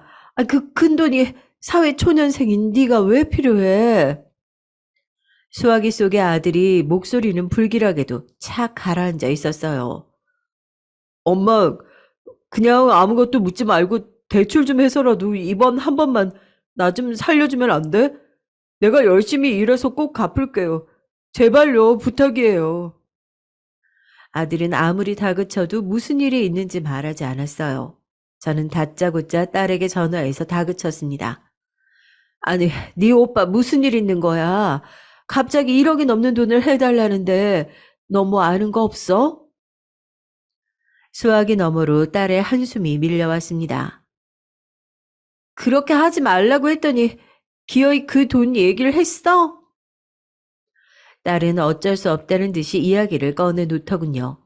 오빠가 언젠가부터 밤에 잠을 안 자고 핸드폰을 붙들고 있길래 뭐 하는지 봤더니 축구를 열심히 보고 있더랍니다. 왜 새벽에 자꾸 보냐고 했더니 해외 경기라 그렇다고 해서 그러려니 했는데 날이 갈수록 밤을 새며 축구 경기를 보고 또 경기 승패에 따라서 뭔가 기분이 들쭉날쭉하고 얼굴이 점점 어두워져서 한 번은 제대로 따져 물었다고 해요. 그랬더니 스포츠 토토라는 것을 한다고 했어요. 경기 승패에 따라서 돈을 거는 일종의 도박이었습니다. 저는 갑자기 하늘이 무너져 버리는 것 같았어요. 머리가 어지럽고 정신이 하나도 없었습니다. 도박이라니, 그런 것에 학창 시절에도 대학 때도 별 관심이 없던 아이였는데 뉴스에서나 보던 그런 도박을 저희 아들이 한다고요? 정말 말도 안 된다고 생각했습니다. 충격을 받고 말문을 잃은 저에게 딸이 기어들어가는 목소리로 이야기를 했습니다. 엄마, 그리고 지금 집 월세 됐어. 엄마, 아빠 모르게 내가 돈 모아서 다시 전세를 돌려놓으려고 했는데 오빠가 몇천 보증금 빼서 그 돈 다 날렸어. 뭐, 뭐야? 믿기지 않았어요. 아들은 몇 년간 그 스포츠머라는 도박을 하다가 자기가 일하면서 모은 돈은 물론이고 저와 신랑이 제 자식들을 위해서 저희 노후 자금을 헐어서 해줬던 전세금까지 몽땅 날려먹은 것이었습니다. 그것 말고도 지금 1억의 빚이 더 생긴 상태였죠. 저는 그때 인생의 고통은 모두에게 공평하게 온다더니 평탄하던 내 인생에도 고통이 이렇게 시작되는 건가 싶었습니다. 그리고 아들에게 내가 뭘 그리 잘못해서 이런 일이 나에게 생기는지, 내가 임신 때 배탈약을 먹어서 아들이 이러는 것인가라는 말도 안 되는 어처구니 없는 생각이 들 지경이었어요. 딸도 저도 더 이상 할 말이 없어서 그냥 일단 알겠다고 전화를 끊고서 남편에게도 일이 있어서 나갔다 오겠다고 하고는 버스를 타고는 1시간 거리에 있던 바닷가를 갔습니다. 해변가 근처 칼국수 집에서 칼국수를 한 접시 시켜두고 잘 먹지도 못하는 소주 한 병을 시켰어요. 그리고 횟가닥 눈이 돌았는지 그 소주를 물잔에 담아서 한 잔을 한 번에 다 마셔버렸어요. 그렇게 바닷가에서 몇 시간을 보내며 울기도 하고 걷기도 하고 확 뛰어들어 버릴까 생각도 하면서 저는 겨우 정신을 부여잡고 집으로 돌아왔습니다. 사는 게 뭔지, 내 인생이 왜 이렇게 됐는지 그런 생각이 떠나지 않고 머리를 맴돌았습니다. 여보, 어떡하면 좋아요? 우리 어떻게 해요? 나중에 제 말의 모든 사정을 알게 된 남편은 불같이 화를 냈어요. 그런 모습은 살아생전 처음 볼 정도로요. 아들을 불러 앉혀서 무릎을 꿇리고 하루가 멀다 하고 아들, 딸 집을 들락거리면서 아들을 감시했습니다. 당장 쌓여있는 빚은 결국 한 채밖에 없던 집을 팔아서 충당했고 저희 부부는 나이 50에 새를 살게 됐어요. 그렇게 감당하기 힘든 일을 겨우 수습할 무렵 딸에게서 또 전화가 왔습니다. 엄마, 오빠가, 엄마. 딸은 제대로 말을 할 수 없을 만큼 울먹거리고 있었어요. 저는 등골을 타고 식은땀이 흘러내리는 걸 느꼈습니다. 아이, 무슨 일이야, 어? 은영아, 무슨 일인데? 왜 그래? 도박은 중독이라고 했던가요?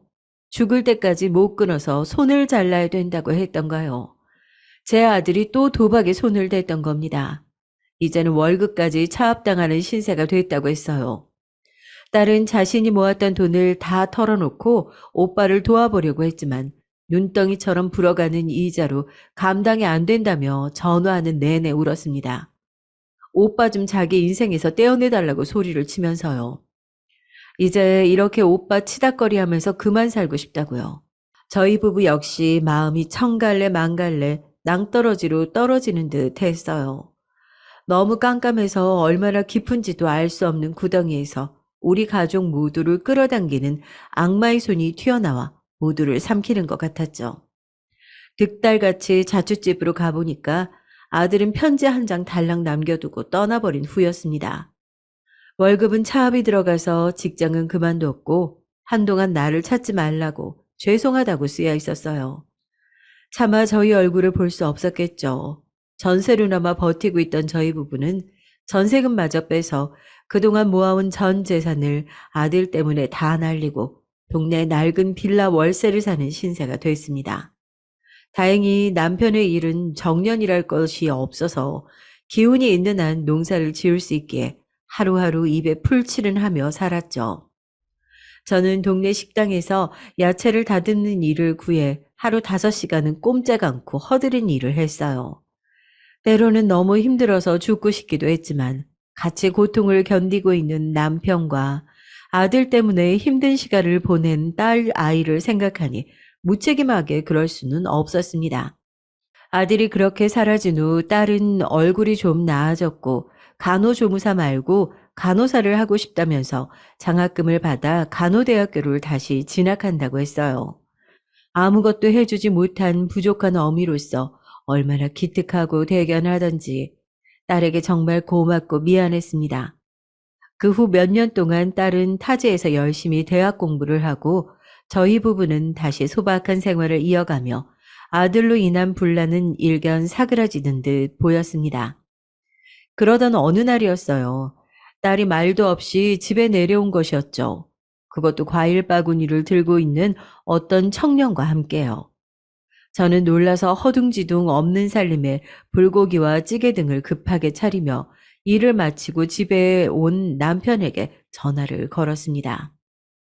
여보, 우리 은영이가 청년하고 같이 집에 왔어요. 얼른 들어오세요. 남편 역시 깜짝 놀라면서도 내심 기꺼운 낯빛으로 집으로 돌아왔죠. 우리 집에 인사를 온 청년은 은영이의 남자친구로 둘은 1년을 만났다고 했습니다. 놀랍게도 은영이가 간호사 공부를 끝내고 취직한 병원의 인턴 의사였어요. 둘 다 가 취업한 시기에 직원 휴게실에서 자주 마주치다 보니까 친해져서 수다를 떠는 사이가 됐는데 그러다가 연애를 하게 됐다고 했어요. 저희는 싫지 않았지만 의사라는 젊은이의 직업이 넘치는 것 같아서 좀 조심스러웠습니다. 너무 기우는 만남은 좋지 않다고 하니까요. 그렇지만 그 청년을 바라보며 웃는 딸아이의 환한 미소 때문에 차마 그만 정리하라고 이야기를 할 수가 없었죠. 그리고 1년여쯤 지났을까 딸은 그때 소개했던 남자친구와 결혼 생각을 하고 있다며 행복에 겨운 표정으로 저에게 허락을 구했습니다. 저는 딸의 이야기를 듣고 시집살이를 하지 않을까, 우리가 해줄 수 있는 게 없는데 예단이며 혼수며 다 어떻게 하지 등등 여러 가지 생각에 잠을 못 자면서도 우리 딸이 이제 편하게 살겠구나. 그래, 너라도 힘들지 않게 행복하게 살아라 하는 마음으로 부처님, 하나님, 천지신명님께 빌었습니다. 그 후 몇 년간 저희 부부는 저는 식당 일을 계속하고 남편은 이제 농사 짓던 규모를 많이 줄여 조금만 일을 하면서 잘 지냈어요. 건강도 다행히 괜찮았고 가난했지만 그럭저럭 평온한 생활이었습니다. 가끔 비가 많이 오는 날이나 아주 추운 날에 창밖을 보면 연락 한 통이 없는 아들 녀석을 생각했지만 그저 무소식이 희소식이다 생각하면서 애써 별일 없을 거라고 잘 지내고 있을 거라고 주문을 외우듯이 혼자 되뇌었어요. 그렇게 아들이 우리 가족 옆에서 사라진 지 10년도 더 지난 해 어느 추운 겨울날이었습니다. 저는 저녁을 다 차려 먹고 뭉친 어깨를 주무르며 막 따뜻한 유자차 한 잔으로 하루를 마무리하려던 참이었어요. 대문 밖에서 자꾸 바스락거리는 소리와 아이들 칭얼거리는 소리가 들려오는 것이었어요.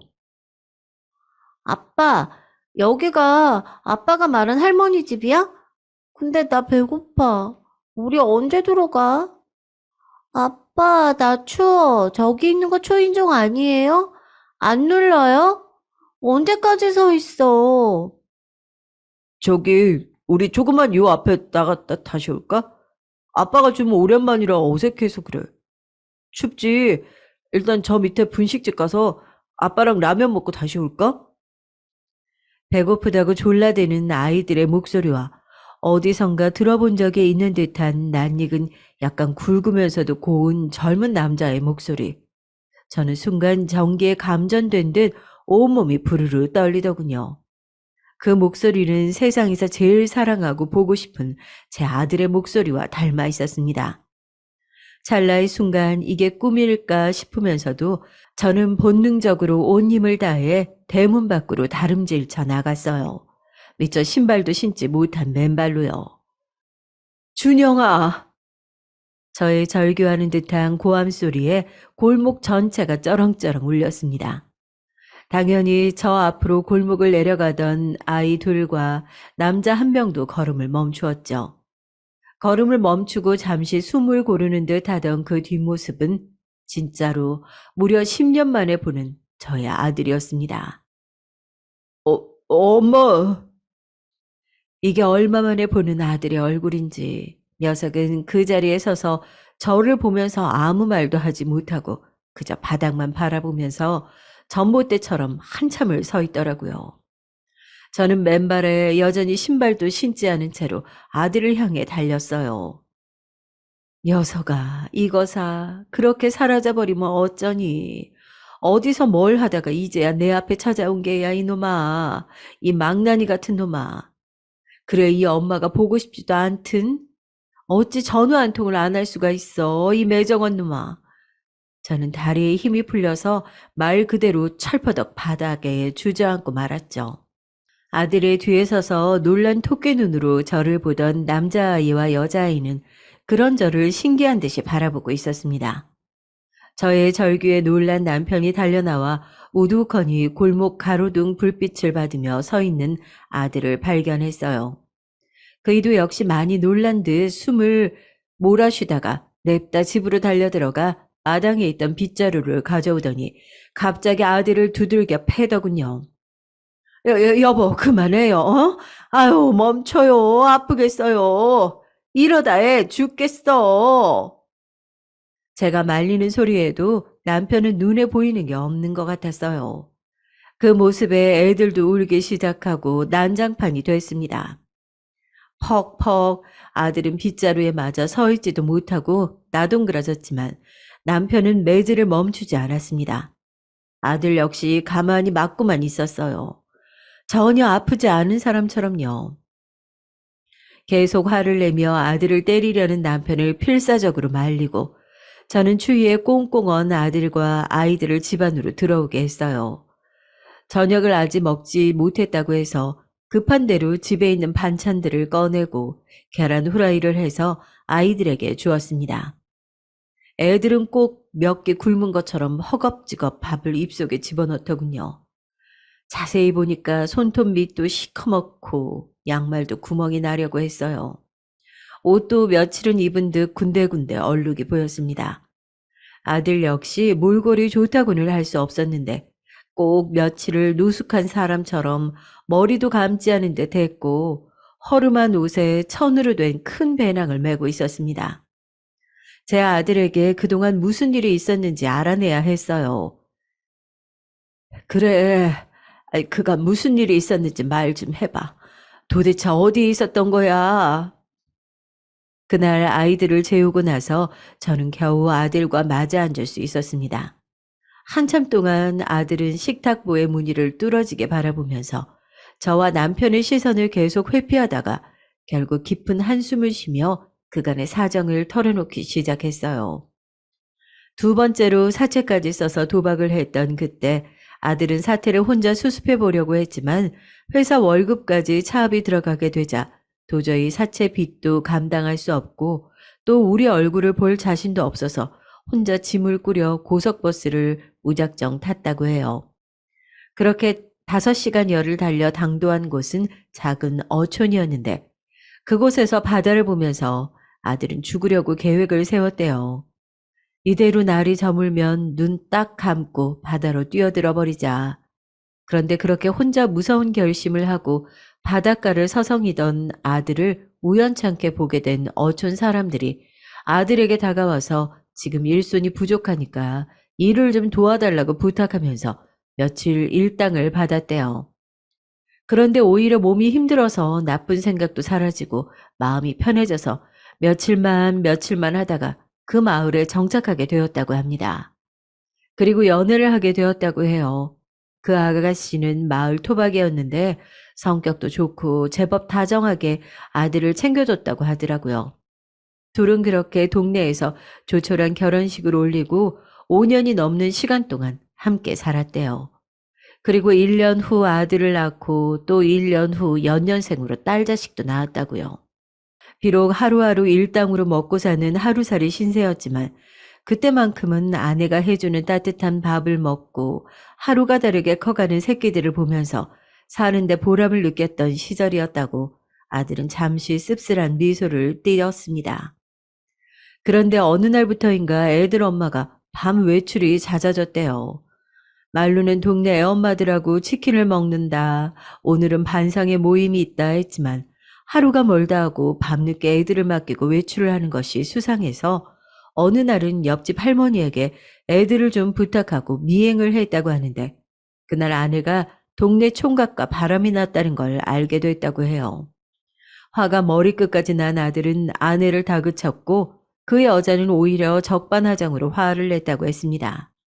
당신처럼 변변치 못한 사람과 이 작은 동네에서 평생 애나 돌보면서 구질구질하게 살고 싶지 않다고.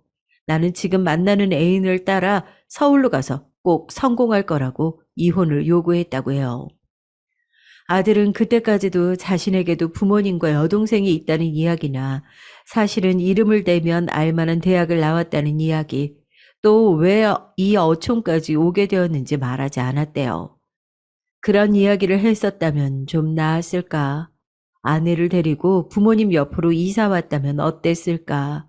이야기하면서 제 아들은 낡고 더러운 옷소매에 쓰디쓴 눈물을 한 바가지 쏟아내더군요. 그리고는 저희에게 부탁을 했습니다. 정말 염치 없지만 자신은 애들을 키울 돈을 벌기 위해 원양어선을 타러 가야 한다고요. 러시아를 지나서 아주 멀리까지 몇 년 다녀오게 될 거라고. 그동안 돈은 한 번씩 붙여줄 테니까 자식을 좀 맡아달라고 말이에요. 아이들은 이제 막 초등학생이 돼서 9살, 8살이 연년생이더라고요. 세상에 물고 빨고 키워서 대학까지 보냈더니 말도 없이 10년간 연락도 하지 않고 부모 없이 결혼을 하고 아이를 낳고 거기다 이혼까지 했다고 하는 아들에게 너무나 섭섭하고 또 그렇게밖에 할 수 없었는지 애초에 도박 같은 것을 왜 했는지 정말 끝도 없는 원망과 슬픔이 차올라 내 마음에 가득 차는 것 같았습니다. 엄마, 아빠 미안해요. 정말 부탁드릴게요. 제가 원양어선이라도 타야 제 아이들 먹여 살릴 수 있어요. 애들 교육도 시키고 제가 돈 붙일게요. 죄송해요, 정말. 저도 정말 이 길밖에 없네요. 그 여자랑 잘 사는 동안 우리에게 연락이라도 하지. 너 때문에 이리 힘들게 살고 있는 걸 알면 그렇게라도 해주지. 원망의 말이 목구멍까지 튀어나왔지만 차마 아들의 얼굴 앞에 대고는 할 수가 없어서 눈물만 뚝뚝 흘렸습니다. 아들은 피곤한 얼굴로 내내 우리를 응시하다가 고개를 숙였고, 쪽잠을 자던 아들은 일어나자마자 무심하게도 인천항으로 이제 떠나야 한다면서 가끔 연락을 주겠다는 말만 남긴 채로 사라졌어요. 마지막 아들의 모습을 보는데 스치듯 보았던 아들의 얼굴이 너무 지쳐 보여서 가슴 한켠이 아프기도 했습니다. 여보, 우리는 우리대로의 삶을 살아야 돼. 당장 이 손주들부터 키우려면. 당신, 근데 괜찮겠어? 모르겠어요. 나도 어떻게 해야 할지. 남편의 말에 저는 고개를 절레절레 저었습니다. 그 후로 울며 겨자 먹기로 애들을 떠맡게 된 우리 부부는 아이들을 챙기느라 힘든 나날을 보내야 했죠. 아이들은 집에 일찍 왔고 저는 그나마 소일거리로 나가던 식당 일을 할 수 없게 됐어요. 차마 어린 것들을 집에 놔두고 일을 할 수가 없었거든요. 저희 형편이 그렇게 동네 다른 아이들과 달리 우리 손주들은 시장에서 산 저렴한 옷에 초등학교만 다니고 뭔가를 배울 수가 없었죠. 거기다 설상가상으로 남편이 스트레스가 심했는지 위암이 발견됐어요. 저는 너무 힘든 일들이 줄줄이 일어나서인지 그때는 눈물도 나지 않더군요. 위암이요? 네, 일단 치료를 먼저 하셔야 합니다. 이대로 두면 더 악화만 될 거예요.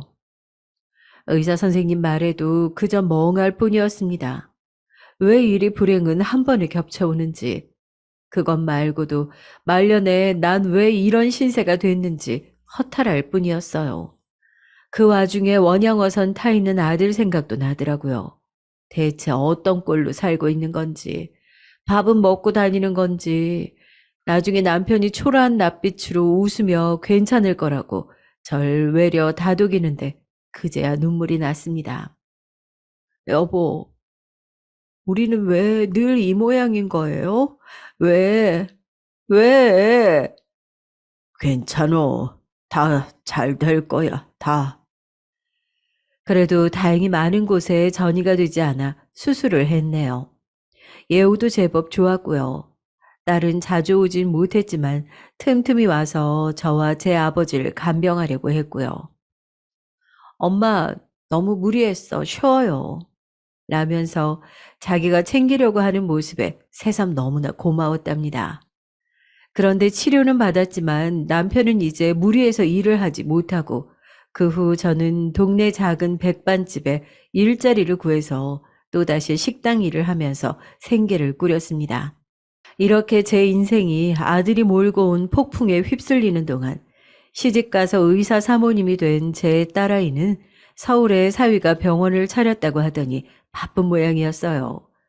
그래도 가끔 짬을 내어 갑자기 생긴 조카들을 보러 오기도 하고 학용품을 사오기도 하는 등 착하고 살가운 성격대로 나름대로 우리 집을 챙기려고 애썼습니다. 그런데 손주들이 우리 집에 들어온 지 1년쯤 지났을까? 어느 날 일이 터졌어요. 부모가 아이를 키워야 하는데 부모 손을 타지 못해서 그런가 별일도 다 생기더라고요. 손자의 초등학교에서 전화가 왔습니다. 세상에 큰 손자가 같은 아이를 올라타고 팔꿈치를 찍어서 갈비뼈가 부러졌다는 전화였어요. 저는 너무 놀라서 부랴부랴 학교로 다름질 쳐 갔습니다. 숨을 몰아쉬고 교무실로 달려가 보니까 큰 손주는 잔뜩 주눅이 들어 고모의 손을 꼭 잡은 채로 교무실에 서 있었죠. 제 딸이 뭔가 연락을 받고 먼저 달려온 모양이었어요. 아니, 은영아, 이게 무슨 일이니? 넌 언제 왔어? 엄마, 내가 해결할 테니까 그냥 밖에서 보고 계세요. 딸은 손자를 노려보는 맞은편 학부모에게 이것저것 이야기를 하기도 하고 선생님들께도 일일이 인사를 드리고 한참을 교무실에 있었습니다. 그렇게 딸은 한참 뒤 조카의 손을 잡고 나오더니 이야기를 하는 것이었어요. 사실은 그동안 큰손자가 작은 사고들을 학교에서 친 모양이더라고요. 좁은 동네다 보니까 아이들은 너는 왜 갑자기 할머니 집에 왔냐, 엄마 아빠는 어디 있냐, 학원을 왜 하나도 안 다니냐는 등 짓궂게 놀린 모양이더라고요. 그래서 조카가 그때부터 학교에서 크고 작은 소란들을 부려 가끔 전화가 오곤 했다는 겁니다. 저는 놀라서 왜 그 전화가 너에게 갔냐고 하니까 딸이 무슨 일이 있으면 고모니까 저에게 이야기 좀 해달라고 미리 담임 선생님께 얘기를 했다고 해요. 이번에도 조카 말에 따르면 상대 아이가 거지라고 놀린 모양이라고 하면서 치료비를 넉넉히 주기로 했고 다시는 그런 소리를 하지 않기로 했다고 딸아이는 담담하게 말했습니다. 저는 딸의 손을 붙잡고 너무 고맙다고 연신 이야기를 했어요. 딸은 그저 엄마 아빠랑 조카들이 잘 지내면 됐다고 제 손을 잡고 이야기하더군요. 그 얼굴이 어쩐지 지쳐 보였지만 저는 더 이상 묻지 않았습니다. 그런데 그날 제가 밥 한 끼라도 같이 하려고 딸에게 자고 가라고 했더니 딸은 그냥 피곤하다며 가겠다고 하더라고요. 왜 그래? 밥이라도 먹고 가지. 그냥 입맛이 없어요. 나중에 연락할게. 어쩐지 싸늘한 목소리였습니다. 뭔가 화라도 난 건가 싶었지만 대수롭지 않게 넘겼어요. 근데 그날 저녁 딸에게 잘 들어가냐 문자를 남겼지만 거기에도 답이 없더라고요. 혹시 무슨 일이 있는 건가 걱정이 됐지만 사위와 따로 연락하는 사이도 아니니까 물어볼 수가 없었죠. 근데 연락이 없는 건 딸뿐이 아니었어요. 그 후로도 아들은 연락도 한 통이 없었고 저는 힘든 나날들을 버틸 기운이 점점 없어지고 있었습니다. 연락 한 통이라도 해주길 바랬건만 애만 놔두곤 또 이렇게 잠적해버리니 이젠 아들이고 뭐고 원망스러울 지경이었어요. 그러다 문득 초봄의 어느 날 저는 딸에게 전화를 먼저 걸었습니다. 그때의 마음은 그 애에게 뭔가를 바라는 것이 아니라 딸과 그저 즐거운 시간을 가지고 싶었어요. 딸아이의 싸늘했던 목소리가 자꾸 이상하게 마음에 걸리기도 했고요. 전날 생일날이면 늘 전화를 걸어오거나 선물을 가지고 온 딸이 이번엔 연락이 없었던 것이 이상했죠. 잘 살고 있는 딸이니 걱정하고 싶지 않았지만 그래도 혹시 모르니까 이참에 물어 마음도 안심시킬 겸 행복한 모녀의 시간을 가지려고 했어요. 그래서 저는 다짜고짜 딸에게 연락을 해서 서울에 한번 가겠다고 얼굴 본 지도 오래됐는데 밥 한 끼 함께 먹자고 했습니다. 밥을? 그래, 은영아. 못 만난 지도 오래됐잖아. 엄마가 서울로 갈게. 알았어. 딸은 어쩐지 약간 내키지 않은 것 같은 목소리였어요. 하지만 이마저도 기우일 거라 넘겼습니다. 그리고 식당 일을 휴가 내고 딸의 결혼식에 딸이 맞춰줬던 고급 치마 정장을 차려입고 머리에 고데도 하고 오랜만에 화장도 했어요. 아이고, 오늘 어디 가? 아주 곱게 차려입으셨네. 아, 딸 보러 가요, 우리 딸. 그 의사랑 결혼한 딸? 좋으시겠네. 동네 아줌마들이 저한테 한마디씩 얹어 민망스럽긴 했지만 그래도 딸 볼 생각으로 나름대로 꾸미고 고속버스를 타고 서울에 도착했습니다. 딸은 오늘 할 일이 많아서 저를 터미널로 데리러 올 수 없다고 미안하다고 했지만 저는 다 괜찮았어요. 하나도 섭섭하지 않았습니다. 조금 헤맸지만 물어물어 딸이 예약했다던 식당에 드디어 도착했어요. 그곳은 일식집이었는데 깔끔하고 우리우리했고 한 직원이 나서서 룸으로 안내를 해주더라고요. 가면서 직원은 웃으면서 저에게 친절하게 말을 걸었어요. 그동안 따님께서 정말 미인이라고 생각했는데 어머니를 쏙 빼닮으신 거군요. 따님 가족분들이 자주 오시는데 너무 행복한 가정이에요. 뿌듯하시겠어요. 저는 그런 부러움을 처음 받아봐서 얼떨떨하기도 하고 기분이 날아갈 듯이 좋기도 했습니다. 그리고 딸의 인생이 부럽기도 하고 자랑스럽기도 했어요. 룸으로 들어서자 딸은 아직 오지 않았더군요. 저는 기분을 잔뜩 낸 터라 어쩐지 들뜬 마음으로 딸을 기다렸습니다. 그렇게 30분을 기다린 끝에 딸이 도착했어요. 엄마 오셨어요? 제가 좀 늦었어요. 딸은 고급 외투를 걸치고 손가락에는 커다란 다이아 반지를 끼고 있었죠. 저는 딸이 재벌 사모님처럼 보인다는 생각에 기분이 더 좋아지더군요. 뭔가 잔뜩 비싸 보이는 음식들이 줄줄 나왔습니다. 음식 하나하나가 너무 깔끔하고 맛있었고, 딸이 사는 이야기를 하며 웃는 모습을 보니까 즐거워서 저도 한참을 웃으며 이야기를 했어요. 사위가 차린 피부과는 제법 자리를 잡아서 단골 환자들이 많이 늘었고, 딸이 30대 초반에 낳은 손녀는 6살이 되어 아주 비싼 유치원에 다니는데 이제 제법 영어를 배워서 잘한다고 했죠. 또 골프도 배우고 발레도 보내고 있다고 하더라고요. 발레까지? 아우, 애들이 힘들겠네. 요즘 이런 거 다 시켜요. 우리 딸도 재밌어 하고요. 근데 영어는 걱정이 안 되는데 수학은 걱정이네. 어디에 보내야 할지 좋은 선생님 구하고 있는데 쉽지가 않아요. 그렇구나. 근데 엄마 입맛 없어요? 왜 잘 못 드세요? 아, 그게 아니다. 맛있어. 사실 이런 생각을 하면 안 되는데 머릿속에 자꾸만 초코파이 하나를 가지고 다투고 있는 친손주들이 떠올랐어요. 저기 은영아, 그런데 네 조카들 말이야. 요즘은 초등학생들도 학원도 많이 다니고 하던데 언제까지 계속 학교만 다닐 수도 없고 어떻게 하면 좋겠니? 그 순간 웃으며 자기 딸 이야기를 하던 딸의 표정이 미묘하게 바뀌는 것을 저는 봤습니다. 엄마, 조카들도 당연히 뭔가 배우면 좋기는 한데 그래도 일단은 형편에 맞게 해야 되지 않을까요? 그래, 그렇기는 한데, 예, 그래도 그 아이들이 네 조카잖니. 네가 나서서 좀 학습 계획도 짜주고 챙겨주면 어떨까? 그냥 너 사는 이야기 들으니까 우리 아들 새끼들인데 내가 뭔가 해주는 것도 없는 것 같고 마음이 안 좋다. 엄마, 제가 한 번씩 용돈도 주고 학교에서 필요하다는 것들도 보내주고 있잖아요. 그런데 저도 시댁서 용돈 받아 아껴서 주는 입장이라 여기서 제가 뭘 더 해주기는 좀 힘들어요. 그래도 네 오빠가 안 불쌍하니?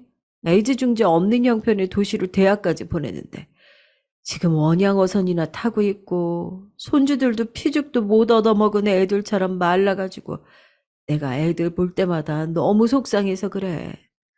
이제 너는 살만하지 않니? 네가 가진 거 조금만 나눠주면 어때서 그래? 아, 오빠가 분명 멀리서도 고마워하고 나중에 갚을 거야. 은영아, 부탁 좀 할게. 응? 순간 딸은 자리를 박차고 일어섰습니다. 그리고 소리를 지르더군요. 엄마, 엄마는 내가 오빠 때문에 사채빚 갚으면서 어떻게 살았는지 기억도 안 나요? 난 아직도 그때만 생각하면 밤에 잠이 안 와. 오빠라는 인간 하나 때문에 엄마 아빠가 평생 모은 재산 다 날리고 거지 같은 빌라 사는 것도 싫어서 자주 안 가는 거예요. 솔직히 크면서 항상 오빠한테 지원 다 해주고 나한테 해준 것도 없잖아요. 이제 왜 나 좀 살만하니까 뭐 콩고물이라도 받아먹고 싶어요? 조카? 누구 배에서 나왔는지도 모를 애들까지 내가 조카로 받아주고 뭐 생활비라도 다달이 붙여야 돼요? 그동안 큰 조카 사고 친 거 해결하는데 합의금이 얼마나 들었는지 아세요? 그 합의금 때문에 시댁에서도 아시게 돼서 제가 얼마나 꾸중 들었는지 아시냐고요. 제가 자기 아들이 뭐가 부족해서 열쇠 몇 개 못 받고 그런 결혼했냐고. 네가 아무리 잘해도 아파트, 차, 빌딩 그런 거 못 받은 거 아쉽다고 그런 소리까지 하시던데 그럴 때마다 내가 얼마나 억장이 무너지는지 알아요? 엄마, 솔직히 나 결혼할 때 꼴랑 100만 원 준 거밖에 더 있어요? 오빠한테 지원해 준 거, 돈 쓴 거, 나한테 반만. 아니, 3분의 1이라도 해줬다면 내가 이러고 눈치 보면서 살겠냐고요. 이런 소리 하실 거면 재수 없으니까 얼른 일어서세요. 꺼지라고요. 저는 딸을 처음 보는 격앙된 모습에 너무 놀랐습니다. 그저 순간 친손주와 외국에서 배를 타고 고생할 아들이 안쓰러워서 주책 없는 한마디를 한 것에 딸이 이렇게까지 악을 쓰며 화를 낼 줄은 생각도 못했거든요. 그저 아들이 사고 치는 걸 부모니 어쩔 수 없이 내 업보다 하며 감내했는데 저는 딸도 오빠니까 어쩔 수 없다고 생각해 주는 줄 알았습니다. 그런데 딸은 아직도 오빠에 대한 감정이 풀리지 않고, 아니, 오히려 응어리가 되어 더욱 단단해져 있는 것 같더라고요. 그러나 그렇다고는 해도 어떻게 낳아주고 키워준 부모에게 꺼지라고 그런 말을 할 수가 있을까요? 저는 착하고 착했던 제 딸이 왜 이렇게 변했나 생각하면서 말했습니다. 그래, 네 마음 잘 알겠다. 결혼하고 자주 들르지 않아 섭섭했지만 바빠서 그러겠거니 생각했고, 잘 사는 모습 보기 좋다고 생각했는데 부모에게 대놓고 그런 소리까지 할 정도면 이제 너는 내 자식이 아닌 것 같구나. 오늘 잘 얻어먹었다. 내가 사줬어야 하는데 염치 없지만 돈이 없네. 앞으로 그 잘난 시댁 어르신 모시고 잘 지내. 말을 겨우 마치고 간신히 비틀대는 몸을 일으켜 한 발 한 발 걸어갔어요. 지금 넘어지면 안 된다는 생각을 하면서요. 그렇게 저는 외국으로 떠난 아들과 절연하다시피 한 딸을 가슴에 품고 피눈물을 흘리면서 어린 손주들을 돌보면서 식당 일로 하루하루를 보냈습니다. 때로는 손주들이 너무 버거워서 잠든 손주들을 보호를 쓰다듬으며 한없이 울었고요. 고아원에 맡길까라는 몹쓸 생각도 했죠. 왜냐하면 아이들은 늘 배가 고프다고 울어대고 자기네들도 뭔가 다른 집 애들처럼 좋은 옷도 입고 싶고 할 텐데 저희는 그걸 해줄 형편도 여력도 안 되었으니까요. 그만큼 인생이 고통스러웠던 때가 없는 것 같아요. 정말로 새벽에 일어나서 밤 늦게까지 집에서 할 수 있는 부업이라도 하면서 아픈 허리와 손목을 파스로 덕지덕지 도배를 한 채로 버틸 때면 이 한 목숨 부지하기가 너무 힘들다는 생각과 그저 얼른 죽고 싶다는 생각뿐이었어요. 그러나 차마 아직 어린 두 손주와 암을 겨우 이겨낸 남편 앞에서 그런 내색을 할 수가 없어서 많이 힘들 때면 집 앞 골목에 나가서 횡단보도를 천천히 건너면서 지나가는 차가 나를 혹시 치고 간다면 편하게 죽을 수 있을까? 죽으면 이런 지옥 같은 삶이 끝나겠지. 이렇게 힘든 시간을 견디면 끝까지 목숨을 붙잡고 살아서 어떤 좋은 꼴을 본다고 이러고 살고 있나. 이런 생각들로 시간을 보내는 것이었죠. 그렇게 힘든 나날이 쌓여 시간이 흐르고 큰 손주가 중학생이 될 쯤이었어요. 제가 일하던 백반집 사장님이 어느 날 그러시는 거예요. 언니, 아니, 제가 사정이 있어서 지방 좀 가 있어야 하는데, 언니가 당분간 맡아서 이 식당 운영 좀 해보시면 어떻겠어요? 아니, 제가 없는 동안 나오는 수입은 언니가 다 가지셔도 되고, 저는 그저 그냥 이 식당 계속 유지만 하면 되거든요. 아유, 정말 그래도 되는 거예요? 뜻밖의 제안이었습니다. 저는 좀 얼떨떨했지만 사장님은 그저 몇 달 지방에 간 김에 푹 쉬려고 그런다는 말을 남기고 저에게 가게를 통으로 맡기고 가셨어요. 저는 사장 아닌 사장이 된 것에 신이 나서 신나게 식당 일을 했습니다. 다행히 남편이 건강이 괜찮고 아이들도 제법 자라서 제가 일에 좀 더 몰두할 여건이 됐죠. 그러던 중 옆집에 새로 수제 햄버거 집을 오픈했다며 한 청년이 인사를 하러 왔어요. 요즘 사람 같지 않게 시루떡을 한 접시 들고요. 저는 떡을 들고 인사를 오는 게 너무 오랜만이라 마음이 푸근해지는 것 같아 그 청년과 가끔 수다를 떨게 됐죠. 대학을 졸업하고 학생 때부터 햄버거를 좋아해서 결국 창업을 하게 됐다고 하더라고요. 그리고 이야기를 나누다 청년은 어머니, 어머니도 저처럼 배달 어플 한번 써보세요. 이게 생각보다 쏠쏠하거든요. 라며 뭔가 어려워 보이는 어플이라는 것을 설명해 줬습니다. 업체에 이야기하고 가게 메뉴나 금액을 올리면 사람들이 배달 주문을 시킨다는 것이었어요. 저는 나이가 많아서 이런 어려운 것은 잘 못한다고 했어요. 그랬더니 청년이 선뜻 저에게 어플 관리하는 거랑 배달하시는 분들 오시면 어떻게 하는지랑 배달 용기 같은 거 아는 대로 알려주겠다고 했습니다. 그러면서 저에게 용기를 주는 거였어요. 아유, 정말 번거로울 텐데. 그래도 한번 해보세요. 분명 도움이 될 거예요. 서로 도와야죠. 고마워요. 고마워. 한번 해볼게요. 이상하게도 저는 그 청년의 이야기에 새로운 도전을 해보고 싶다는 마음이 들었죠. 그래서 어플을 이용한 배달을 시작하게 됐어요. 처음에는 주문이 뜸했지만 근처 종합병원에서 단체 주문이 제법 들어와서 장사는 술술 잘 되어갔습니다. 병원 직원들이 맛있고 깔끔하다, 엄마 손맛이라는 등의 댓글을 달아주자 장사가 갑자기 너무 잘 되는 것이었습니다. 햄버거 가게 총각도 나중에는 본인 가게보다 우리 가게가 너무 잘 되니까 잘 됐다고 하며 가게를 접고 우리 높은 월급을 주며 가게 직원으로 채용하게 됐어요. 그렇게 제 인생은 또 한 번 크게 바뀌고 있었습니다. 상상도 못할 큰 돈을 벌게 되면서 저는 아파트로 이사도 가고 손주들 학원도 마음껏 보낼 수 있게 됐죠. 또 한 번씩 안부를 전하던 아들에게도 돈 안 보내도 되니까 힘든 선원 생활 그만두고 얼른 한국으로 돌아와 같이 지내자고 이야기할 수 있게 됐습니다. 정말이냐며 좋아하는 아들의 목소리를 들으니까 행복하더라고요. 이 모든 것이 제 힘과 행운으로 이루어지게 됐다는 게 너무 믿기지 않고 행복했어요. 물론 기쁜 마음의 한켠에는 울던 딸아이의 모습이 날카로운 아픔으로 남아 있었지만요. 또 저는 사실 가게가 잘 될수록 나중에 사장님께 다시 넘겨야 하는 것이 아쉽기도 했어요. 한편으로는 사장님께 연락을 해서 돈을 넉넉히 드릴 테니까 가게를 파시라고 이야기하면 어떨까 생각도 했는데 이상하게도 연락이 잘 되지 않았습니다. 어쩐지 사장님이 제 연락을 피하시는 것 같기도 하고요. 그러던 어느 날 야채들이 부족해서 옆 동네 큰 재래시장에 야채를 사러 갔는데 글쎄 멀리 지방으로 가신다던 사장님이 거기서 장을 보고 계시는 거 아니겠어요? 아니, 사장님, 아니, 어떻게 여기 계세요? 연락도 안 받으시고 어떻게 지내신 거예요? 아이, 그게 언니 실은요.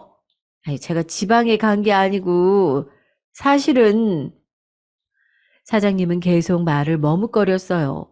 그러더니 겨우겨우 말을 이어가는데 전 그 말을 듣는 내내 복잡하고도 어지러운 심경이 됐습니다. 언니 딸이 저에게 연락이 왔었어요. 엄마가 가게 사장님이 될 수 있도록 자기가 시세 3배 값을 드릴 테니까 가게 저한테 팔고 엄마한테는 둘러대 달라고 말이에요. 사실 처음에는 내키지 않는다고 했는데 따님이 직접 찾아와서 저에게 울면서 부탁을 하더라고요. 돈은 얼마든지 더 드릴 테니까 그저 엄마 아빠가 조카들하고 먹고 살 걱정하지 않게 좀 도와달라고 하면서요. 제가 직접 돈을 드리지 그러니 그랬더니 아이 자기가 너무 큰 잘못을 해서 가족들에게 나서서 뭔가 할 수가 없다고 그러더라고요. 저는 그 순간 너무나 제 자신이 한심하고 어디 쥐구멍이라도 숨고 싶은 기분이 들었습니다. 제 딸아이는 저보다 훨씬 더 마음이 넓고 착한 아이였어요. 이 이야기를 듣고 저는 가게에 일하고 있던 남편에게 달려가서 흥분해서 막 이야기를 했습니다. 여보, 내가 지금 무슨 말을 들었는지 알아요? 우리 딸이 우리를 그렇게 조용히 도와줬다면서 이야기를 했죠. 너무 기쁘고 고마워서요. 그런데 그 이야기를 같이 두고 있던 햄버거 총각이 갑자기 또 다른 이야기를 하는 것이었어요. 저 사장님, 사실은요, 제가 말씀드릴 게 있는데 배달 어플 알려드린 거 그거 다 따님 부탁이었어요. 아유, 말해도 되나? 이왕 밝혀졌으니까 이참에 다 고백하자면 꼭 부탁한다면서 다달이 돈도 보내주셨어요. 그것도 꽤 큰 금액을. 뭐라고? 아, 그게 정말이야? 네, 그러셨어요. 자기가 배달 어플 알려주고 이것저것 도와준 것도 딸의 부탁이었다고요. 그리고 월급이라며 다달이 큰 돈을 보냈다고요. 저는 망치로 머리를 맞은 듯이 놀라고 말았습니다. 정신없이 눈물이 쏟아지기 시작하더군요. 그런데 제 이야기와 직원의 이야기를 들은 남편은 사실은 그동안 나는 딸과 연락을 해왔다고, 은영이가 순간 흥분해서 그런 말을 했지만 그 후로 많이 반성하고 힘들어했는데 차마 당신 얼굴을 볼 면목이 없다고 하면서 사위가 딸 몫으로 해준 적금이며 그동안 시댁에서 받은 용돈을 모아서 우리 분식집을 사준 거라고 얘기를 하더라고요. 물론 거절을 했지만 너무 완강하게 내 마음 편하려고 그러는 것이라고 딸이 고집을 꺾지 않았다는 것도 이야기해 주었습니다. 그리고 우리 병원 주문이 많았던 것도 사위랑 정말 친한 친구가 그 병원에서 제법 높은 자리에 있다 보니까 분식집은 여기로 하라고 아예 지정을 해줬다고 해요. 그러면서 그래도 댓글 쓴 거는 그 사람들이 솔직하게 쓴 거야. 당신 솜씨가 좋아서 그렇지. 그간 고생 많았어. 라며 남편은 제 손을 잡고 미소를 지었습니다. 저는 그 길로 딸이 사는 서울로 고속버스를 타고 부랴부랴 올라갔어요. 고속버스를 타고 가는 내내 가슴을 치며 울었습니다. 더 이상 울지 않으려고 했지만 계속 눈물이 흘러나와서 멈출 수가 없었어요. 딸이 사는 집으로 도착해서 마침내 딸의 얼굴을 마주 대했을 때 저는 울지 않으려고 그토록 애를 썼건만 무너지고 말았습니다. 은영아, 엄마가 널 오해했어. 미안하다. 너무 미안하다. 그동안 네가 애쓴 이야기 들어놓으라고 그렇게 돌아서서 나온 후로 하루도 네 생각을 하지 않은 날이 없었다고 저는 울었습니다. 어디서 그렇게 많은 눈물이 나오는지 눈물이 계속 폭포같이 흘러나왔어요. 딸은 눈시울을 붉히며 눈물방울을 떨어뜨리면서 제 이야기를 들어주고 몇 시간이고 제 어깨를 토닥여 줬습니다. 미안해요, 엄마. 내가 미안해. 그 후 딸은 자신의 이야기를 해주더군요. 그 순간 욱해서 화났지만 돌이켜 생각해보니 고등학교 졸업 후 형편 때문에 대학을 보내줄 수 없다고 말하며 엄마가 눈물을 글썽이던 그 순간과 아무리 살림이 빠듯했어도 뭐라도 더 해주려고 했던 엄마의 모습이 계속 생각났다고요. 그리고 간호조무사 하고 싶다고 했을 때 엄마가 모아두었던 갯돈을 깨서 공부할 돈을 마련해주며 열심히 하라고 격려해 주었던 것과 결혼식에서 사위의 손을 잡고 해준 것이 없어서 미안하다며 우리 딸 잘 좀 부탁한다고 연신 고개를 숙이던 그런 모습들이 떠올랐다고 했어요. 그래서 뒤에서 도울 수 있는 방법을 찾다 보니까 여차저차해서 그렇게 돕게 되었다고 합니다.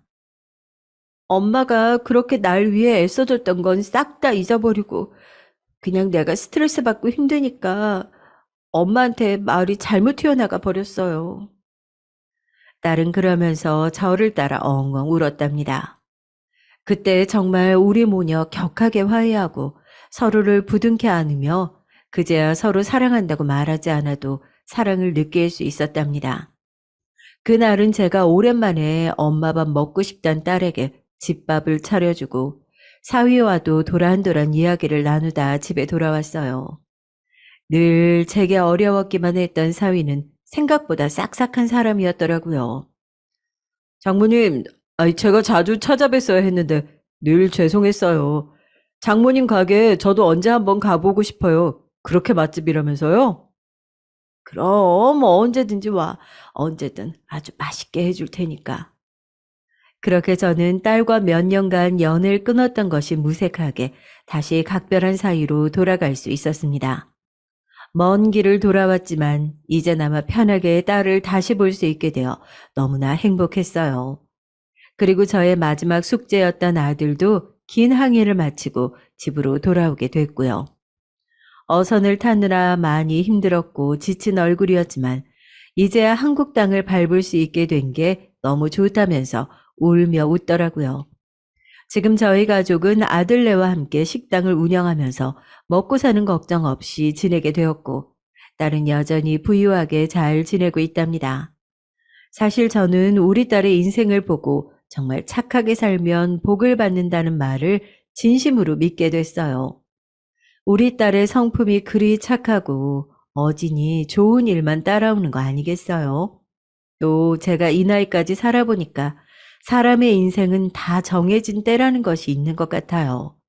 힘들 때는 힘든 일이 끝도 없이 겹쳐지지만 그 시간을 지혜롭게 견뎌내면 반드시 보상받는 날이 온다는 생각도 들었습니다.